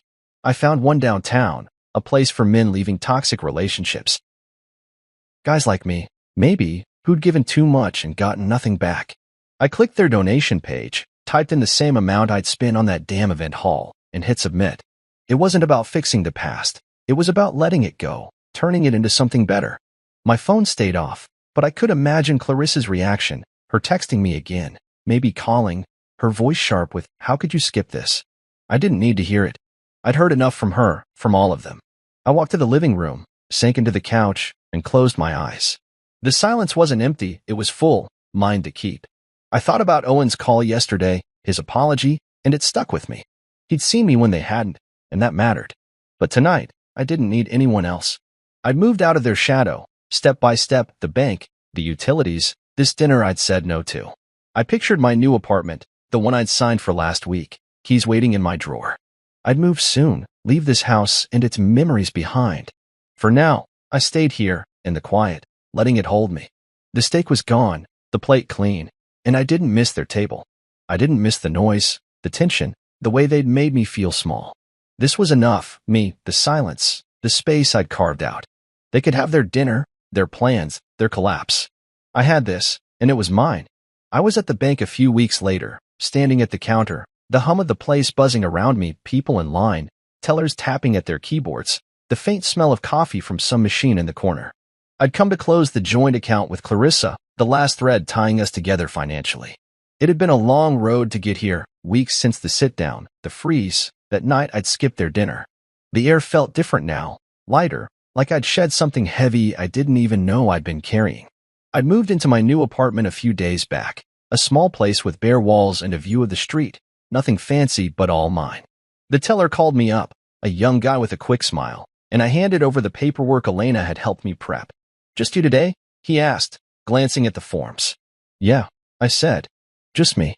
He nodded, no questions, and started typing. I leaned on the counter, waiting, when I heard the door chime behind me. I didn't turn at first, just another customer, I figured, but then I caught her voice, low and tired. "Mason." I straightened up and looked. Clarissa stood there, a few feet away, her coat wrinkled, her hair pulled back messy. She looked worn out, not the polished version I'd known for years. I didn't say anything, just watched her step closer, her hands stuffed in her pockets. "I didn't know you'd be here," she said, her eyes flicking to the teller, then back to me. "I came to sign off, too." I nodded, not surprised. Elena had told me the settlement was moving. Beatrice had caved, paid back some of what they owed after the feds got involved, and Clarissa had no choice but to cut ties.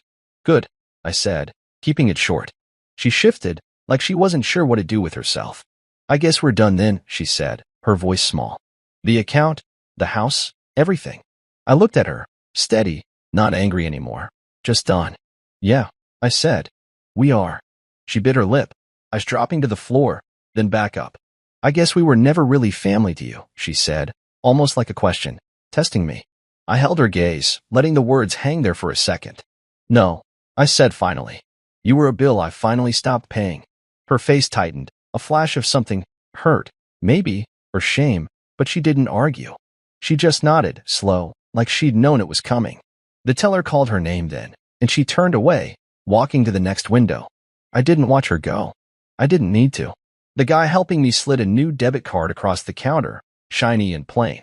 "Mason Hart," it read, no joint names, no attachments. "That's it," he said. "Account's closed. You're all set." I took the card, ran my thumb over the raised letters, and slipped it into my wallet. "Thanks," I said, and walked out, the door swinging shut behind me. The air outside was crisp, the kind that wakes you up, and I stood there for a minute, breathing it in. Clarissa was still inside, probably signing her own papers, but it didn't matter. She was the past now, her and her family, Beatrice with her schemes, Jared with his smirks, Celeste with her late apologies. I'd given them years, dollars, pieces of myself, and they'd taken it all without a second thought. But I'd taken it back, step by step, starting with that night in the car, that first call to Elena.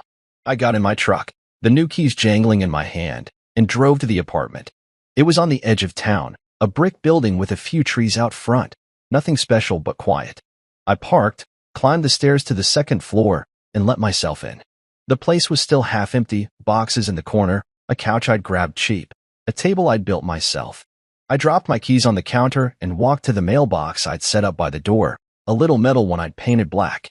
I'd stuck a label on it yesterday, just my name in block letters, Mason Hart. I looked at it now, the new card in my wallet matching it, and felt something settle in my chest. No more heart-rowing nonsense, no more shared anything, just mine. I went inside, grabbed a beer from the fridge, and sat on the couch, the afternoon light spilling through the window. My phone buzzed, Elena, checking in. "Beatrice plea deal's done," her text read. "You'll get the rest of the repayment next month. Case closed soon." I typed back, "Good. Thanks for everything." She'd been solid, start to finish, turning my mess into something I could walk away from. I set the phone down and took a sip, letting the quiet fill the room. It wasn't the silence of that empty event hall, or the tension of their dinners. It was mine, earned. I thought about Owen, his call, the way he'd seen me when no one else had. I texted him a few days back, just to say I was out, doing okay. He'd replied, "Glad you're free, man." That stuck with me. Free. I was. Free of their weight, their games, their table I'd never fit at. I got up, walked to the window, and looked out at the street below. Kids were riding bikes, a dog barked somewhere, life moving on. I'd spent so long trying to be enough for them, enough money, enough patience, enough everything, when all I'd needed was to be enough for me. The new name on the mailbox said it all. I didn't need their approval, their love, their anything. I had this, my place, my card, my life. And for the first time in a long, long while, that was enough. It was supposed to be a simple Friday evening. Nothing extravagant. Just wine, soft music, and a little backyard glow under string lights I'd personally hung 2 weekends ago. I had even arranged the patio furniture just right. Low-slung chairs, a few blankets tossed over them for warmth, citronella candles placed like quiet guardians against mosquitoes. I liked evenings like this. I liked seeing Liana unwind without the noise of meetings and clients, liked watching her laugh when it was real and not for show. That's what I thought I was walking into. She'd invited her friends from work, Delia, Carla, Mina, Jules, the other Jules, Juliet, and Sandrine. Women I'd cooked for before, joked with at holiday parties, shared playlist recommendations with. So when I walked into the yard with a bottle of Pinot and a sleeve rolled up, it felt like a familiar rhythm. I was just the husband popping in to say hello, to refill glasses, to share a story or two if asked. Nothing more, nothing less.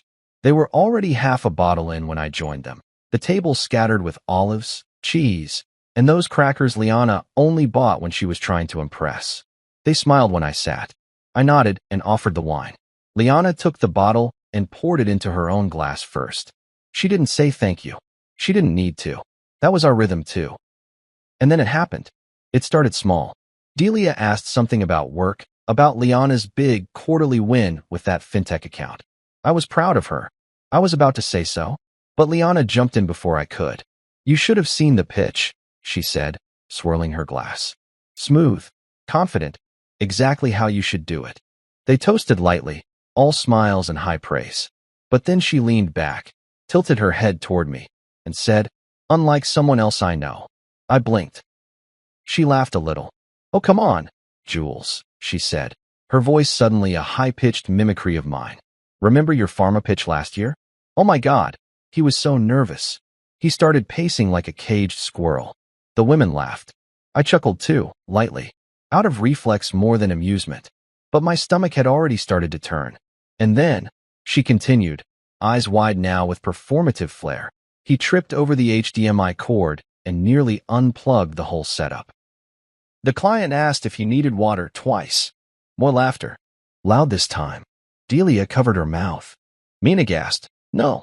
She actually said, Liana laughed harder, "I handle the real money for us." She paused, raised her glass, eyes locked on mine with a smirk that didn't quite reach her soul. "Ladies, this is why I handle the real money." They held. I sat there, trying to keep my expression neutral. My heart was thudding, but I didn't want to give them more to laugh at. I wasn't embarrassed about the old pitch. Not anymore. I'd learned from it, moved on. We'd talked about it. I had told her how disappointed I was in myself, how I hated the way that meeting made me feel small. I'd let her in on something vulnerable, and she weaponized it. I waited for the punchline to end, waited for her to switch gears, maybe glance at me, realize what she'd done, and say something to soften the blow. She didn't. She topped off her drink. They kept talking, but I wasn't listening anymore. Their words turned to static in my ears. Liana was now discussing vacation plans, laughing about how I never know where to go unless there's a Groupon involved. Another jab, another smirk. My fingers curled around the stem of my untouched wine glass. I glanced down at it, deep red, catching the candlelight like blood under glass. And then I stood up. They barely noticed at first. Liana looked up mid-sentence. "Where are you going?" I didn't answer. I just walked past the garden lights I'd spent hours installing, past the uneven stones I'd laid down to make the patio look polished. I opened the side gate, stepped out onto the quiet street, and let the gate swing shut behind me. Keys in my pocket. Phone buzzing. I ignored it. I didn't slam the door. Didn't raise my voice. That wasn't my style. Silence was sharper, colder, final. I walked 3 blocks before I even realized I didn't have a destination. I wasn't storming off for drama. I wasn't trying to punish her. I was just done, at least in that moment. Done being the guy who got laughed at and expected to brush it off. Done smiling through disrespect. The neighborhood was quiet, the kind of quiet that makes you reflect even when you're not ready to. Porch lights glowed like distant lanterns. Somewhere, a dog barked. A sprinkler hissed to life. I slowed my pace and finally sat on a low brick wall near the elementary school. I stared at the gravel. My chest felt heavy, like something I'd carried for too long had finally cracked. I thought about how she looked at me. Not with love. Not even with familiarity. Just amusement, like I was some prop in her comedy hour. I'd spent years trying to be steady for her, to support her career, to make our lives peaceful. I had celebrated her wins. Had given her credit even when I wanted some for myself. And in return, I became the joke. She thought I'd come back after cooling off. She probably assumed I'd return before the candles burned out. Maybe she even saved me a slice of that fig and goat cheese tart she liked to serve at girls' nights. But the truth was, I had no intention of going back. Not that night. Maybe not ever.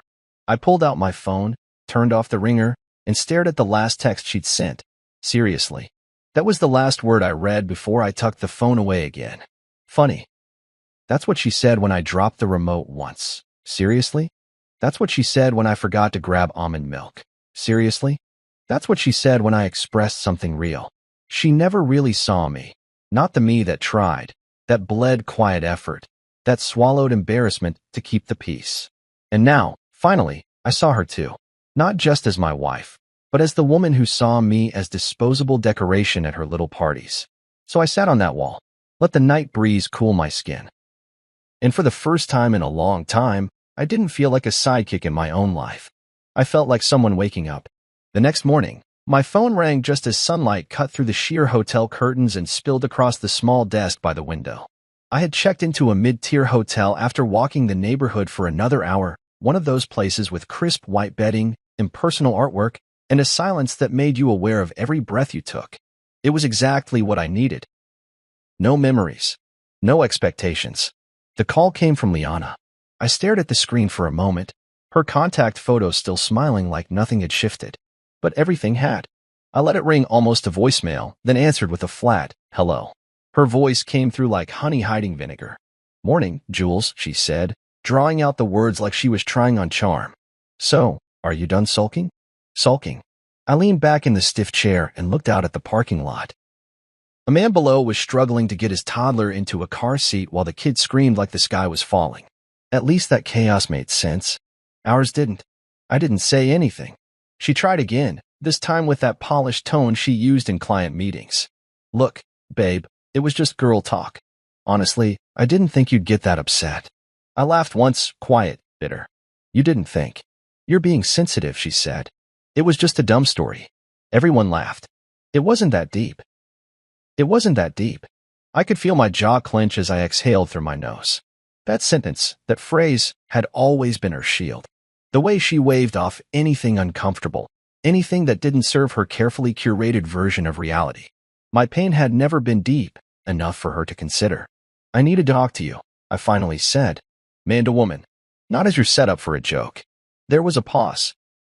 Then, with the same entitlement she used when skipping lines at the airport, she sighed. Jules, seriously? You're dragging this out. No, I said. You are. She scoffed. Oh, come on. You really left over that. I didn't answer. I wanted her to feel the space. I wanted her to know what silence meant when it wasn't just me swallowing things. Then she switched tactics. Her tone flipped again like a dial being turned. Okay, she said brightly. How about this? Come home. Let's go to brunch. I'll make a reservation. That place on Hawthorne you like. We'll eat, drink, and laugh like nothing happened. And there it was. Like nothing happened. Like my dignity wasn't scraped across our patio for sport. Like her friends hadn't clinked glasses to my humiliation. Like I was the one being difficult for not pretending everything was fine. I'm fine, I said calmly, staring at the pattern in the hotel's carpet. Just need space. You always do, she snapped back. Not even hiding the irritation anymore. You always need space when things don't go your way. The irony of that statement nearly made me laugh. Space had never been something she allowed. My opinions were resistance. My discomfort was moodiness. My exhaustion was lack of drive. But the moment I asked for peace, I was being dramatic. "You know what?" she said, voice sharp now. "Forget brunch. You want space? Take it." Click. The call ended. I let the silence hang, phone still in my hand. I stared at the screen until it dimmed. And that's when it hit me, not just that she didn't see the problem. She never had. She didn't understand why I walked out, because to her, it was normal. That kind of mockery, that kind of casual public disrespect, it was a language she was fluent in. She grew up in a house where snide remarks passed for affection, where sarcasm replaced apology. So she assumed I'd shake it off, that I'd fold, like I always had. But I wasn't folding this time. That phone call wasn't an apology. It was a bandage soaked in perfume, hoping I wouldn't notice the wound still bleeding underneath. But I noticed. I've been noticing for a long time. That night at the party was just the first time I decided not to ignore it. I stood and opened the closet.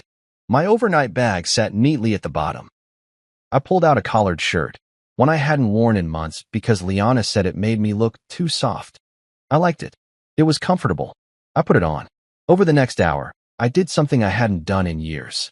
I sat still, not to watch a show or scroll through headlines, not to entertain or please or accommodate. I just sat, in my own company, in my own thoughts, and I made a decision. This wasn't a break. It was the beginning of an exit. I wasn't going to storm back in with ultimatums or speeches. I wasn't going to beg her to see me. I was going to start creating space so permanent, so precise, she wouldn't even recognize the man who once waited on her cues. I was going to carve out a life so silent and deliberate she would hear it echo without me. By late morning, I had already opened a new bank account in my name only, transferred my personal savings, ordered a new debit card. The clerk didn't ask questions when I said I was moving things for privacy. He just smiled like he knew what kind of moment this was. Then I bought a notebook, not a laptop, not my phone, a real notebook. I started writing things down, ideas, plans, steps. Not petty things like revenge fantasies. Just logistics. Quiet strategy. I wrote, 1. Legal consultation 2. Separate accounts 3. Review prenup 4. Track original business contributions 5. Silence is leverage. I looked at those words and felt a strange calm wash over me. It was the feeling you get when you realize you've been driving with the brakes on and you finally take your foot off. That day, I didn't call her back. Didn't check social media. Didn't ask mutual friends for updates. Instead, I walked 2 miles, got a quiet lunch alone, and watched a pigeon fight a croissant crumb on the sidewalk like it was the last meal on earth. And somewhere in that stillness, I felt the first crack of light slip through the wall I'd built around myself for years. She thought I needed her approval to function. She thought she could laugh me back into submission. But now, I had real space. The kind of space where you stop reacting and start remembering who you were before someone made you a punchline. I checked into the hotel just after 6 p.m. The kind of place that didn't ask too many questions if you showed up with tired eyes and no luggage. The lobby smelled like lemon disinfectant and vending machine coffee, and the young man behind the desk looked barely old enough to shave. He slid me a form with a plastic pen, and I signed it without saying much.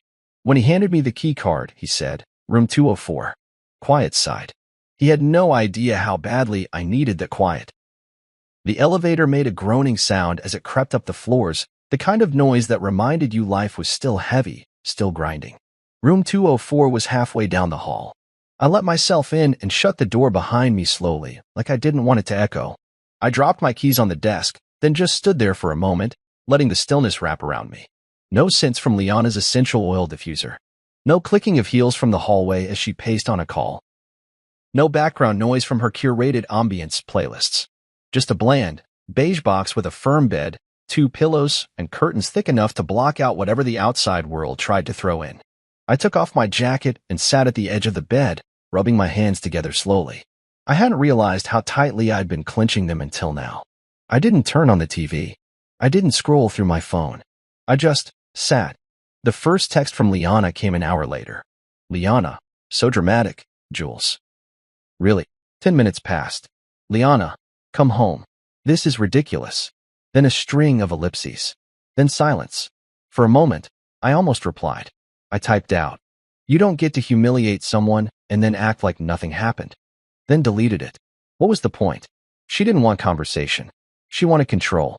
She wanted me back in the position she was used to, one step behind her, head slightly bowed, smiling politely while she took center stage. I turned the phone over on the nightstand and stared at the ceiling. There was a stain shaped like a cloud, faded but visible. I stared at it so long it started to look like a map. A place I hadn't been. A place I could still go. That night, I didn't sleep much. I lay in bed listening to the occasional door slam somewhere down the hall, the buzz of a distant ice machine, the low hum of the mini-fridge. But what kept me awake wasn't the noise, it was the clarity. The way something sharp had clicked into place inside me. I wasn't thinking about revenge. Not yet. I wasn't even angry, not in the way people expect after a betrayal. I was clear, and that clarity came with a checklist. I rose just before sunrise, showered, dressed, and walked to a nearby cafe. It wasn't anything special, plastic chairs, burnt espresso, but it was quiet. I sat in the corner with a black coffee and a notepad I picked up from the convenience store next door. I wrote my name at the top of the page. Just that. Jules Maris. And then I started listing everything I remembered that was mine. Not just emotionally, legally, financially, intellectually. The house. Her name was on the deed. Yes, but the down payment came from my inheritance. I had the wire transfer saved in my archived emails. The business? She was the face, but I was the silent co-founder. My pitch deck. My original spreadsheets. The early LLC documents I helped file, even though we agreed it would be simpler to put everything under her name. I had let her do it all in her name because I believed in us, because I thought we were building something together. But now, the word together felt like a costume she slipped on for company. When the lights dimmed and the guests were gone, I was just the man behind the curtain. So I started collecting. Quietly. By noon, I'd logged into our shared cloud account. She hadn't changed the password, probably didn't even think she needed to. I pulled old tax files, copies of contracts, receipts from our startup expenses. I copied them into a personal folder labeled Maris Review. That's what I called it. Not revenge, not evidence. Just a review. An audit of what I had contributed to a life where my value was now a joke to be shared over wine and cheese. Meanwhile, the texts kept coming. They shifted in tone every few hours. Liana. Are you seriously still mad? Liana. This is childish. Liana. Jules, I'm worried. Where are you? Liana. Fine. Be that way. No apology. Not once. And that told me everything I needed to know. She wasn't sorry. She was uncomfortable. There's a difference. The day passed like a meditation. I didn't respond. I didn't explain. I focused. I pulled bank statements. Marked the shared accounts. Flagged the investments. I remembered setting them up. How she had me handle the paperwork while she picked out account nicknames. One was labeled Liana's Legacy. Another Bali Fund. Funny how none of them had my name on them, yet they were seeded by my deposits. I called my bank and started the process of separating what I could without raising alerts. I moved small amounts, conservative amounts, nothing that would trigger her suspicion too early. She was impulsive. I was measured. That had always been our difference. By the time night fell, I had enough gathered to know one thing for sure. I wasn't walking away empty-handed. I had built this life too. She just convinced everyone, and maybe even me, that she built it alone. I stood in front of the hotel window and looked out across the parking lot again. The same man from yesterday was back, this time cradling his sleeping toddler against his chest. His car door was open. He stood there, unmoving, not wanting to wake the child. He just held him. It struck me. There was something sacred about that stillness. About being present, holding what mattered, protecting it even if it meant being late, even if it meant standing there in the cold. I didn't have a child to cradle, but I had something else I was ready to protect. Myself. I turned away from the window and pulled out the notepad again. I flipped to a fresh page and wrote one word in bold letters at the top, attorney. People like Liana always believed silence meant ignorance. If I didn't argue, it meant she won. If I didn't boast, it meant I had nothing to boast about. That was her logic. Loudness was power, and subtlety was weakness. But she forgot I was the one who set up most of our finances. She forgot who read every line of the business contracts while she performed charm at the meetings. She forgot who filed our taxes, who signed the wire transfers, who made sure every single piece of her image had a solid foundation behind it. She also forgot the prenup. I remember the meeting we had in a small legal office just before our wedding. She didn't want a big event, just a tasteful reception and an ironclad agreement that she thought would protect her from my family's unpredictable chaos, as she called it. Her lawyer drafted the terms, mine reviewed it. We went back and forth on language until we both nodded and signed. She walked out of that office with the confidence of someone who thought they would never need to think about that document again. But I did. Every year, when our anniversary rolled around, I opened the prenup file and reread it. Not out of paranoia, but out of discipline. I remembered what was mine, what was shared, and what, should things ever fall apart, I could walk away with untouched. She always joked that it was unromantic to keep it saved in my cloud folder under legal piece. But she didn't know I had also annotated the file with updates, timestamps, and new supporting documentation every year. It wasn't revenge. It was protection.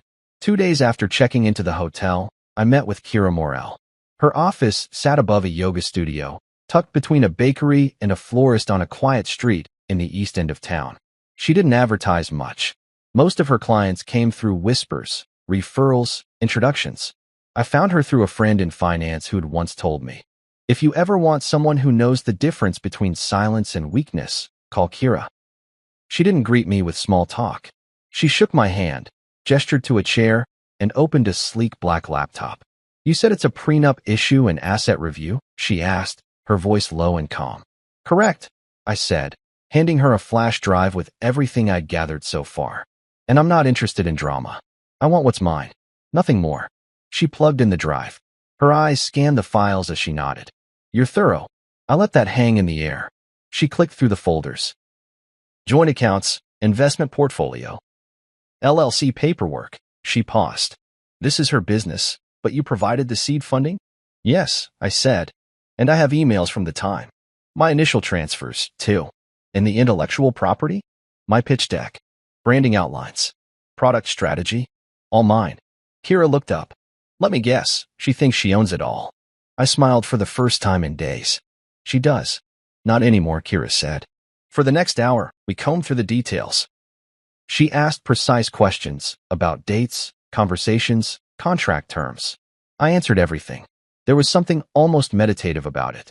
Kira didn't flinch when I told her about the party, the public humiliation, the subtle erosion of respect that had gone unchecked for too long. "She's weaponizing perception," she said simply. "She spent years building a narrative where you're lucky to have her." I nodded. "But the truth is, she wouldn't have a platform without me." Then we start there. Kira moved quickly. That night, I received a digital outline of a strategy, broken into phases. Phase 1, secure and separate. Phase 2, record and reinforce. Phase 3, present and protect. I read it like scripture.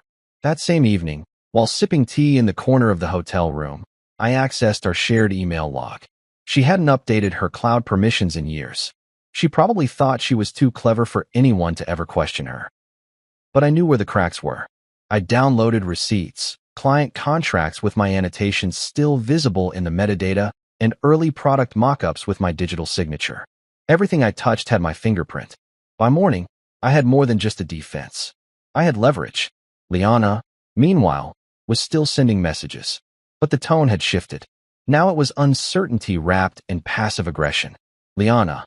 Okay, you're being petty now. Liana. This is why I always had to take the lead. Liana, if you want your stuff, it's still here. But if I don't hear from you soon, I'm going to assume you're just gone. Gone." It almost made me laugh. I had been gone for a long time. Just not physically. Emotionally, I'd been eroding in her shadow for years, convinced that silence was the same thing as strength. But now I saw the difference. Silence was power only if you were preparing. And I was prepared. I took the final steps of Phase 1 that week. Kira drafted a letter informing Liana that an assessment of shared assets and intellectual property had begun. No threats. Just facts. Clean. Legal. Sharp. We didn't send it yet, but knowing it existed was enough to steady my breathing. I also changed my primary address for all financial institutions. Updated my email for authentication. Rerouted digital subscriptions. I wasn't just removing myself from the house. I was unthreading myself from the world we had woven together. And doing it with surgeon's precision. That Friday, as the sun dipped low behind the horizon and bled into the parking lot outside room 204, I poured myself a glass of water and stood in front of the window. I hadn't touched alcohol all week. I didn't want it clouding my judgment. I needed to feel every step of this. The quiet trail I walked wasn't about winning. It wasn't about hurting her. It was about reclaiming something I had given up too freely for too long. My name, my worth, my voice. Liana had always assumed I didn't care about money because I didn't talk about it. But she was wrong. I didn't talk about it because I understood it, because I respected it, because I believed trust was stronger than contracts. Until now. Now, I had both. And that made me dangerous. I wasn't surprised when Delia texted. It came mid-morning, 2 days after Kira finalized the legal packet. The message was chipper, casual, laced with just enough faux concern to make it sound sweet instead of suspicious. Delia, hey Jules. Would love to grab coffee if you're around. Just me. No drama. I feel awful about the other night. Of course she did. I stared at the screen for a minute before replying. Then I typed, me, sure. Pick the place. She chose a cafe in the Arts District, the kind with reclaimed wood tables and overpriced herbal blends no one actually finishes. When I arrived, Delia was already there, seated by the window, her phone face down beside a half-sipped iced matcha. She looked up as I approached and gave me a too bright smile, the kind you reserve for acquaintances or cameras. Jules, she said, standing just enough to kiss the air near my cheek. You look good. I gave a polite nod and sat down. Thanks. A waitress hovered.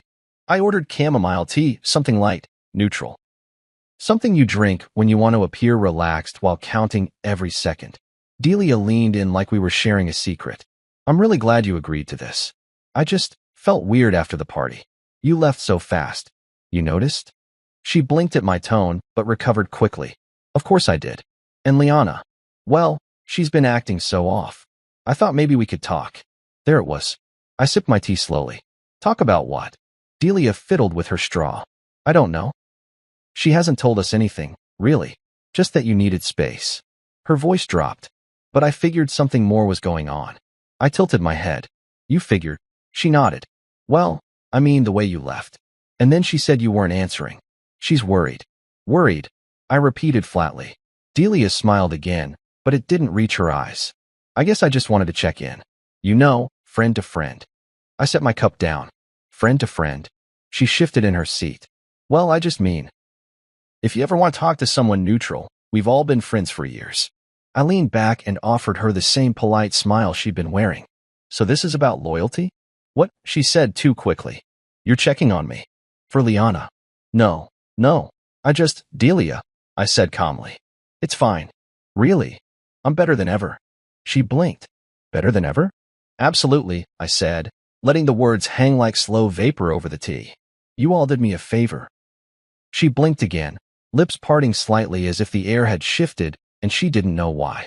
I don't think Liana meant it how it sounded. She meant it exactly how it sounded. I said, my voice still even. But thank you for helping me see things clearly. The silence between us stretched. Long enough for the waitress to return and place the check quietly between us. I didn't touch it. Delia reached for it after a beat, her hand slow. I'll cover this. Thank you, I said as I stood. Outside, the air felt cleaner. Lighter. Like leaving the table stripped something false off my skin. I didn't need allies like Delia. I needed clarity. And that's exactly what she gave me. Her probing, her soft ambush disguised as concern, it confirmed what I suspected. Liana wasn't scared that I left. She was scared that I stayed gone. That afternoon, I made the first move. I logged into our shared investment platform. We'd started it together during our second year of marriage. A long-term account with modest monthly contributions. It was supposed to be for travel, retirement, and maybe, if we ever got around to it, a child's future college fund. The irony stung. She always called it ours in name, but I'd made 80% of the deposits. Her career was louder, but mine had been steadier. I moved my half of the funds to a personal account. No warnings. No explanations. Just a clean, silent withdrawal. 20 minutes later, my phone rang. Liana. I didn't answer. She called again. I let it go to voicemail. Then, finally, a message. Liana. Did you move the funds? Are you serious? That's our money. I took a moment before replying. Me. I'm just protecting my half. A minute passed. Then, Liana. You're being cruel. I didn't respond. That night, the hotel room felt different. Less like a stopgap, more like a launch pad. I stood at the window, watching headlights curve down the street below like slow-moving stars. I thought about how many times I'd let myself shrink for her approval. How many times I'd laughed at my own expense to keep things light.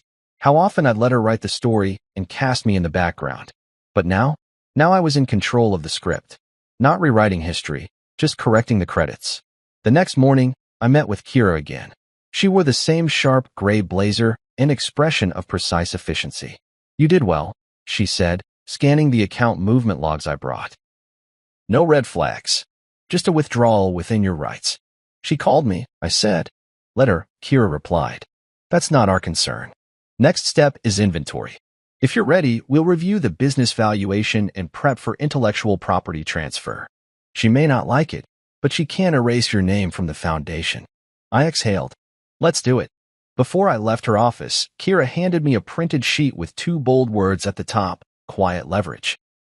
I folded it, placed it in my jacket pocket, and walked into the sun feeling like a man with nothing left to prove and everything to reclaim.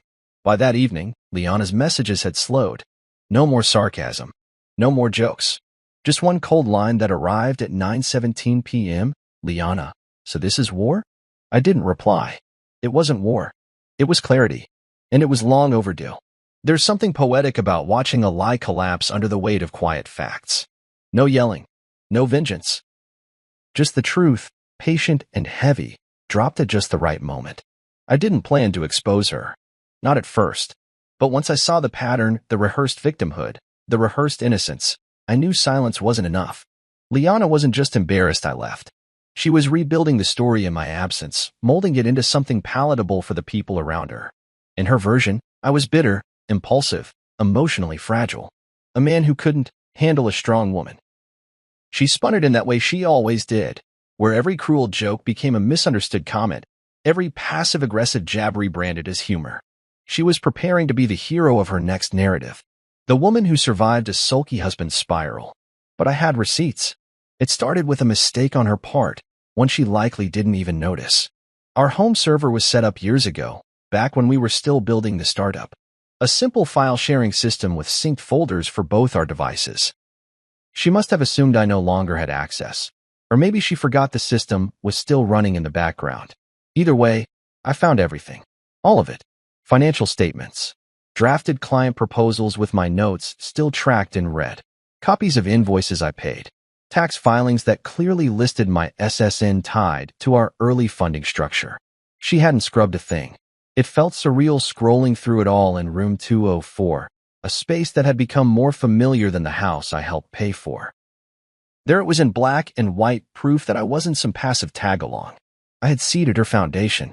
I had written the bones of the business she now claimed as hers alone. She always liked to say she was the face of the company. And maybe she was. But I was the skeleton, the structure that kept everything upright. I compiled the documents carefully. I didn't rant. I didn't editorialize. I created a clean timeline. Initial capital investment from my account. Wire transfer records. Screenshot of the prenup clause outlining IP ownership. Emails from early clients addressed to me. Contracts bearing both of our names before she shifted the public side of the business. It wasn't angry. It was surgical. Then I created a folder and titled it, Clarifying the Mayor's Contributions. I made sure it was formatted like a professional briefing, no emotional appeals, no personal notes. Just facts. A neutral tone, the kind that made it impossible to deny. And I sent it to 3 people, her 2 senior partners at Hadley Wynn Capital, and her junior account manager, who I knew had access to every deal she handled. No caption, no commentary, just a subject line, for internal review. I waited. The silence stretched for hours. Then, around 4:46 p.m., I got a read receipt from one of the senior partners. 30 minutes later, the second one. Then the junior manager. I pictured the tension that must have curled through her office as the documents circulated. I imagined the questions, the raised eyebrows, the slow unraveling of her story. The next morning, Kira called me directly. "They're reviewing everything," she said without greeting. "And from what I hear, there's talk of removing her from a major contract negotiation. She'll know it was me. She'll assume," Kira said. "But there's no trace. No threat. You just sent facts. I looked out the hotel window, the early morning fog blurring the skyline. Good. She'll lash out, Kira warned. People like her don't like being cornered. I'm not interested in a fight, I said. Just the truth. That's what makes this lethal, she replied. You're not swinging. You're walking away. And that's the part that stings. She was right. That afternoon, I got my first message from Liana in 12 hours. Liana, you just couldn't help yourself. I didn't reply. 5 minutes later, Liana, you've ruined my credibility. Still, I said nothing. Then came the call. I watched it ring. Once, twice, 3 times. I didn't pick up, but I played the voicemail once it landed. Her voice was strained.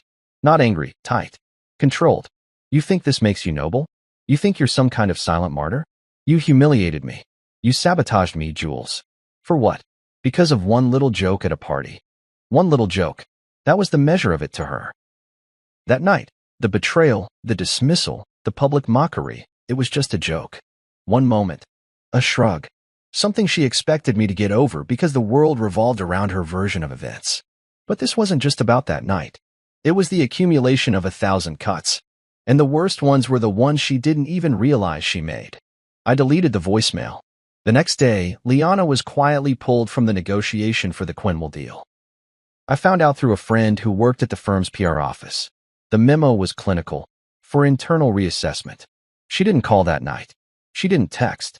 Not even a passive-aggressive jab. That told me everything I needed to know. She wasn't just angry. She was afraid. Her narrative had slipped. And the people she spent years trying to impress, the ones who bought into her curated brilliance, were now asking questions she couldn't spin away. Meanwhile, I moved my timeline forward. Kira filed the first round of paperwork for intellectual property reassignment. It was slow, methodical work, but it was solid. She told me, "You're about 6 weeks from official trademark separation," which meant 6 weeks from full control of the concept I helped build, the very foundation of her career. She could keep her designer wardrobe and her curated social circle. I was taking the blueprint. That night, I returned to my hotel and opened a fresh page in my notebook.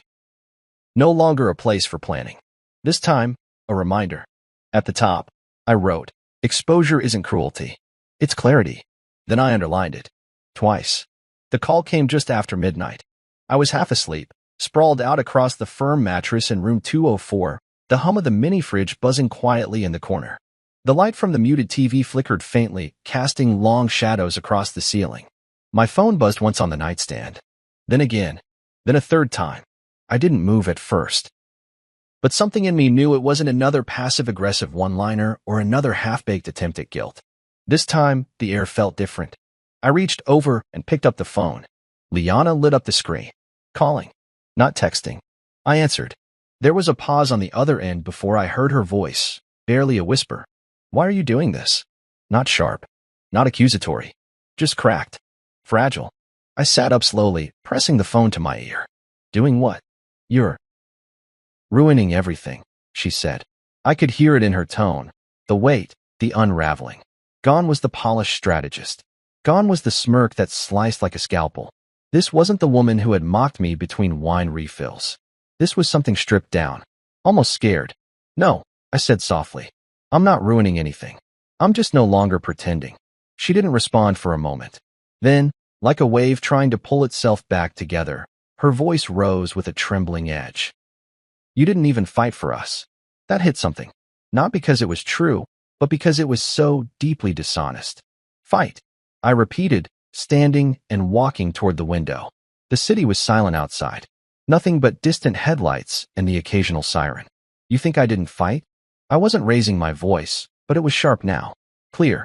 I fought every time I swallowed your insults so a dinner wouldn't turn into a disaster.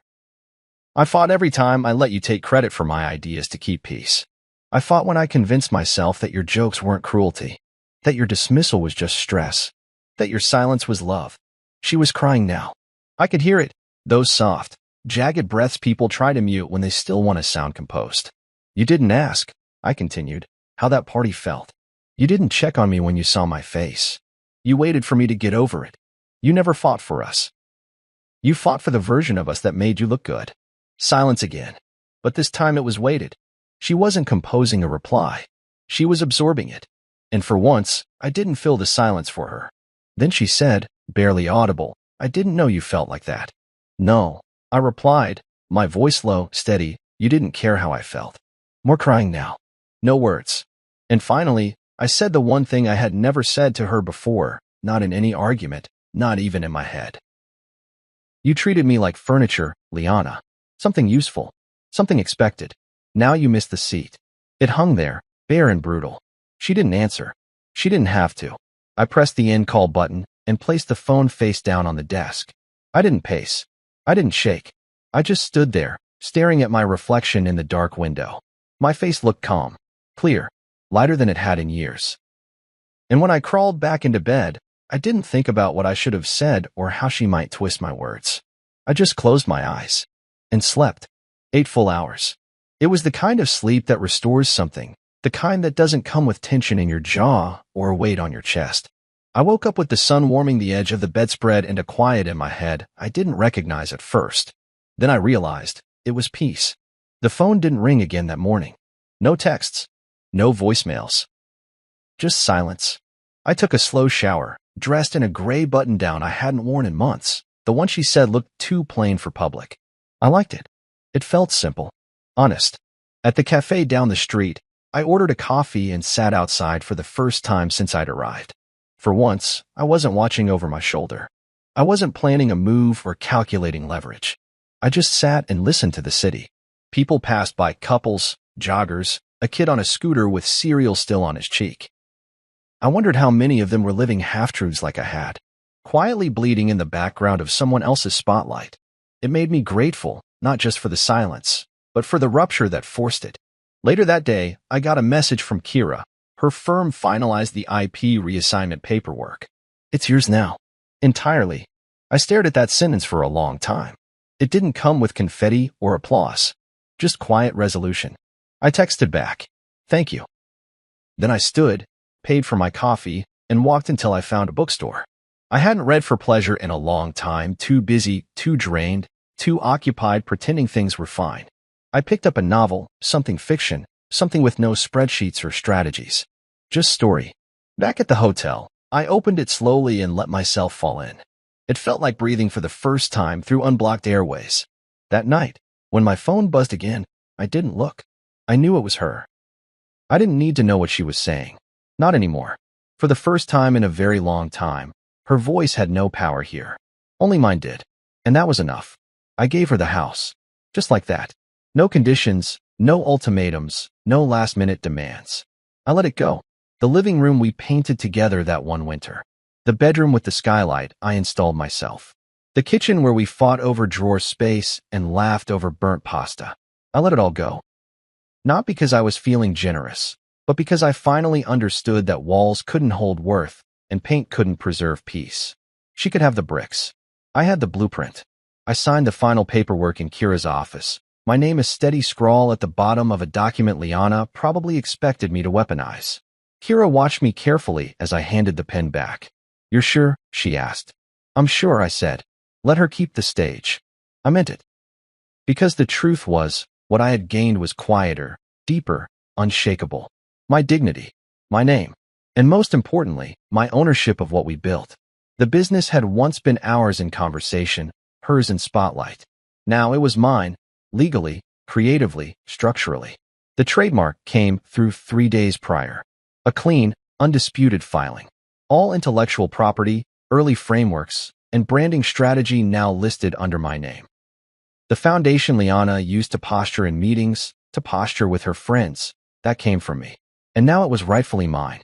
I packed what little I still had in the hotel, 2 bags, a laptop, my notes, and the hardcover novel I'd been slowly reading at the cafe. I checked out of room 204 quietly, nodding once at the front desk clerk, who barely looked up. That room had held my unraveling and my rebirth. I didn't know it a grand goodbye. The loft was already waiting. It sat on the top floor of a refurbished industrial building on the east side, tall ceilings, exposed brick, iron beams, and wide, uninterrupted space. Minimalist. Clean. Empty, but not hollow. When I stepped in for the first time with the key in hand, I didn't feel alone. I felt unburdened. I walked barefoot across the smooth concrete, The echo of my steps unfamiliar but comforting. There were no reminders here. No scent of her perfume clinging to curtain hems. No half-open drawers she always left ajar. No picture frames that made me second-guess how long she had been slipping away. This was mine. All mine. The sunlight poured in through the oversized windows and spilled across the bare walls like it was inviting me to start over. No passive-aggressive sticky notes. No strategically cold silences at breakfast. Just peace. Quiet, unapologetic peace. I set my bags down and sat in the middle of the floor. No furniture. No rug. Just air and time. And it felt good. I spent the next day setting up slowly. I wasn't in a rush. I ordered a bed, not a frame, not a headboard, just a solid mattress that felt like it belonged to someone who knew himself. I bought a second-hand wooden desk from a vintage store down the street, the kind with deep drawers and old brass handles. And I put my notes on it. My business plans. My vision. The real work. The loft didn't need decoration. It needed intention. That night, I cooked myself dinner. Simple grilled chicken, roasted vegetables, and a glass of red wine I didn't have to share. I played music from a small speaker, something low and instrumental. The kind that made the room feel lived in without trying too hard. And for the first time in years, I ate without waiting for a jab, without performing small talk, without scanning for tension in the air. I ate because I was hungry, because I wanted to. Later, I stepped out onto the small balcony. The city stretched out beneath me. Messy, alive, unapologetic. I let the night wind wrap around me as I looked out, my chest rising not with anxiety, but with clarity. My phone buzzed once in my pocket. I ignored it. It was probably another olive branch made of glass. Instead, I focused on what I had. Freedom. Not the kind that came with breaking rules or running away. The kind that comes from waking up and knowing your worth is no longer up for debate. The kind that isn't defined by someone else's approval or rewritten in someone else's voice. The kind you own. I thought back to the old house, the granite countertops, the open floor plan, the gallery wall she curated so precisely. She could keep it. Let her sip wine under those dimmed, recessed lights and pretend the silence was elegant instead of earned. She got the house, but I got the air. That night, I wrote in my notebook again. Only this time, it wasn't strategy. It was reminder. I am not who she decided I was. I closed the book and slid it into the desk drawer. The next morning, sunlight woke me. No alarm. No voice telling me I was late or that my shirt needed pressing. Just light and warmth. I made coffee in silence. Stretched. Pulled out my laptop and started drafting the redesign for the business site. My name, this time, would be on the homepage. My words. My ideas. Not hidden beneath joint statements or watered-down bios. It was strange how natural it felt. Like it was always meant to be this way. I got an email around noon, Kira again. Her team has requested a conversation. Mediation. She's feeling cornered. I stared at the screen. Then typed back. She cornered herself. And that was the truth. Liana thought she could strip me of a voice and I'd quietly stay seated. She thought taking the house would mean I had nothing. She didn't know that while she was arranging furniture, I was reclaiming my foundation. She can sit in the living room we built together and pour champagne into glasses I bought. She can tell guests the stories she wants, spin the image however she pleases. But I'll be here building from nothing, yes, but building on truth. And when people ask what happened, I'll tell them this. Sometimes, silence isn't surrender. It's strategy. And sometimes, walking away isn't weakness. It's the beginning of everything. The invitation came in a simple white envelope. No gold embossing, no grand gestures. Just thick cardstock and a handwritten note at the bottom. Hope you'll join us. We'd love to hear your side of things. Signed, Maxwell Dorsey. I hadn't expected it. Max was one of Liana's former business contacts, one of the more respected ones, known for his tact, his subtlety, and the way he could make or break a contract with a single sentence. He had always been cordial with me, polite in the way that men are when they're unsure if you're an equal or just the husband who tags along. But the note was clear. This wasn't a formality. It was a hand extended. I RSVP'd, yes. I didn't tell anyone. Not Kira. Not the few friends who had quietly drifted into my corner over the last month. This wasn't about proving anything. It wasn't about announcing my return or seeking applause. It was about walking into a room that once wouldn't have made space for me and taking my place at the table, calmly, confidently, without apology. The dinner was at a private loft above a gallery downtown. Clean white walls, exposed beams, and a long table dressed with linen, candles, and low floral arrangements. I arrived just as the sun dipped beneath the skyline, painting the city in hues of amber and slate. Max greeted me at the door with a firm handshake. "Jules," he said, smiling. "Glad you came." "I appreciate the invitation," I replied, returning the handshake. He led me in and made subtle introductions, 6 others, all names I recognized from quarterly reports and investor briefings. People who mattered. People who hadn't paid much attention to me when I was Liana's husband. Now, they watched me with something else in their eyes. Recognition. We sat. Conversation flowed easily. Wine was poured. I kept my glass half full and my words steady. They asked how I'd been, what I was working on. I spoke honestly, simply, about the transition, the rebranding, the plans for the company that was now legally and publicly mine. And then Max leaned in, setting down his fork, and said, "You handled that fallout like a strategist." The table quieted slightly, not out of discomfort, out of interest. He continued, "She thought you'd beg. Instead, you built. That's rare." I didn't smile, just nodded. Begging never brings back respect. You have to leave it behind to find it again. Someone across the table murmured, "Well said." They didn't ask for details. No one prodded about the party or the rumors or the internal memo that had quietly circulated after Liana was removed from the Quinwell contract. They didn't need to. My presence was the answer. I was sitting at their table, not as a +1, not as a footnote, but as someone they now wanted to hear. After dinner, Max pulled me aside to the corner of the room where soft jazz trickled from ceiling speakers. "She never saw you coming," he said. "I never wanted her to," I replied. "I just wanted a life that didn't require performance." Max nodded, his expression unreadable. There's something powerful about the man who stays quiet until the silence speaks for him. I left before dessert. Not because I wasn't welcome, but because I had nothing left to prove. On the drive home to the loft, I didn't replay the night. I didn't dissect what I said or wonder how I came across. For the first time, I simply let it be. Let myself be. At a red light, I glanced at my reflection in the rearview mirror. Same face, same eyes, but no longer searching for permission. Back at the loft, the city buzzed beneath my balcony. I loosened my collar, poured a small glass of whiskey, and stood in the open air. The lights of the buildings blinked like quiet affirmations, and the cool wind wrapped around me like a promise kept. I remembered the early days of my marriage, how I used to sit in rooms filled with people like tonight's dinner and wonder what it would feel like to be seen. Not just included, not just tolerated. Seen. Now I knew. It didn't come from speaking louder. It came from walking taller, even in silence. I thought briefly about Liana, about what she might be doing. Whether she knew about the dinner, whether she was still spinning her version of the story to whoever was left listening. But the thought didn't linger. It didn't burn. I sipped my drink, leaned back against the railing, and looked up at the stars I used to miss while trying to read rooms that never wanted me in them. Now they did. Not because I demanded it, but because I let the truth rise without rushing it. And that, I realized, was the difference between presence and performance. She had the performance. I had the power. Tea arrived on a Tuesday afternoon, tucked between a spam email and a shipping confirmation for a book I'd ordered. Just a voice note. No text. No subject line. Just her name, Liana, at the top of the message with the small gray triangle beside it, waiting to be pressed. I stared at it for a moment, my finger hovering but not tapping. The loft was quiet. Sunlight streamed through the windows, warm on the concrete floor.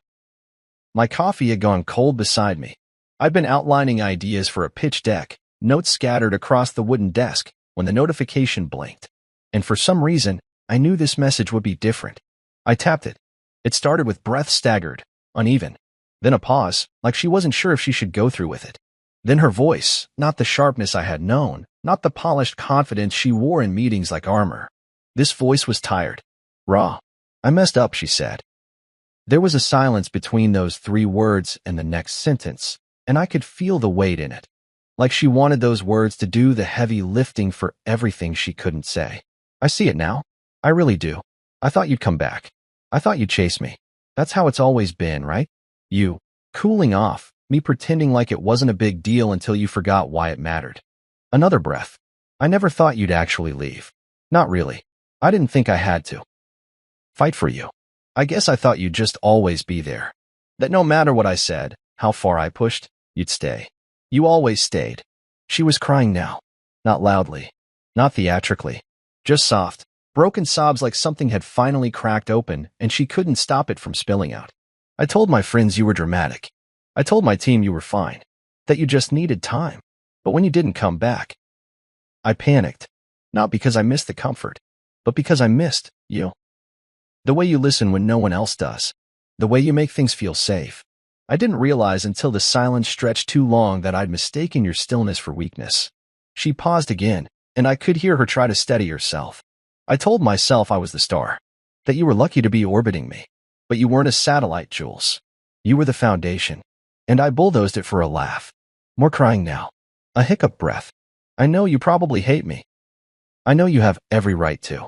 But if there's any part of you left that remembers what we had, a long, final pause. Then her voice, barely above a whisper. I just thought you'd beg. And then the message ended. I sat there, the silence in the room thick, the weight of her voice still pressing against my chest. I listened to it again, not because I needed to, but because I wanted to make sure I had heard it right. Every word, every crack, every admission. And then I deleted it. No reply, no reaction. Just a slow breath out and the soft click of finality. Because here's what she didn't understand, what she never understood. This wasn't about pride. This wasn't about punishment. This was about peace. She thought I'd beg. That I'd show up with flowers and apologies for feeling disrespected. That I'd explain away the years of quiet disappointments just to be let back into a room where my voice was always the softest. But I'd already done that once. And the man she had grown used to, tolerated, humored, dismissed, no longer existed. I stood from the desk, walked to the kitchen, and poured out the cold coffee. I didn't feel victorious. I felt clean. Like something toxic had finally been expelled from my system. I thought about all the times I'd rationalized her behavior, made excuses for her sharp tongue, convinced myself that her ambition required sacrifice and that I was the most logical offering. I thought about the party, the laughter, the glass raised at my expense. I thought about the silence that followed, not hers, but mine, and how that silence had become my sword. Then I walked to the balcony. The wind moved softly, lifting the collar of my shirt, brushing through my hair like reassurance. The city moved beneath me, noisy and bright and utterly indifferent. And that, too, was comforting. Somewhere across town, Liana was probably sitting in the house she'd fought so hard to keep, staring at a door I no longer stood behind. Maybe she'd check her phone, wait for a response, scroll through our old photos for signs of the moment I started pulling away. Maybe she'd remember the first time I made her laugh, the nights we whispered about the future like it was ours to design. Or maybe she'd keep spinning her version of the story. Where I was cold, where I overreacted, where she meant well. But none of that mattered now, because I knew the truth. And the truth was, I didn't need an audience to validate my decision. I didn't need a confrontation to prove my worth. I didn't need to yell, or cry, or beg. I had walked away, not out of anger, not out of revenge, but because the door she left cracked open for a laugh was the same door I used to leave for good. And the beauty of that choice was this. She gave me everything I needed to reclaim myself the moment she tried to reduce me. Her last mistake was thinking I'd crumble. But I didn't. I rebuilt. Quietly. Strategically. Completely. And I never looked back.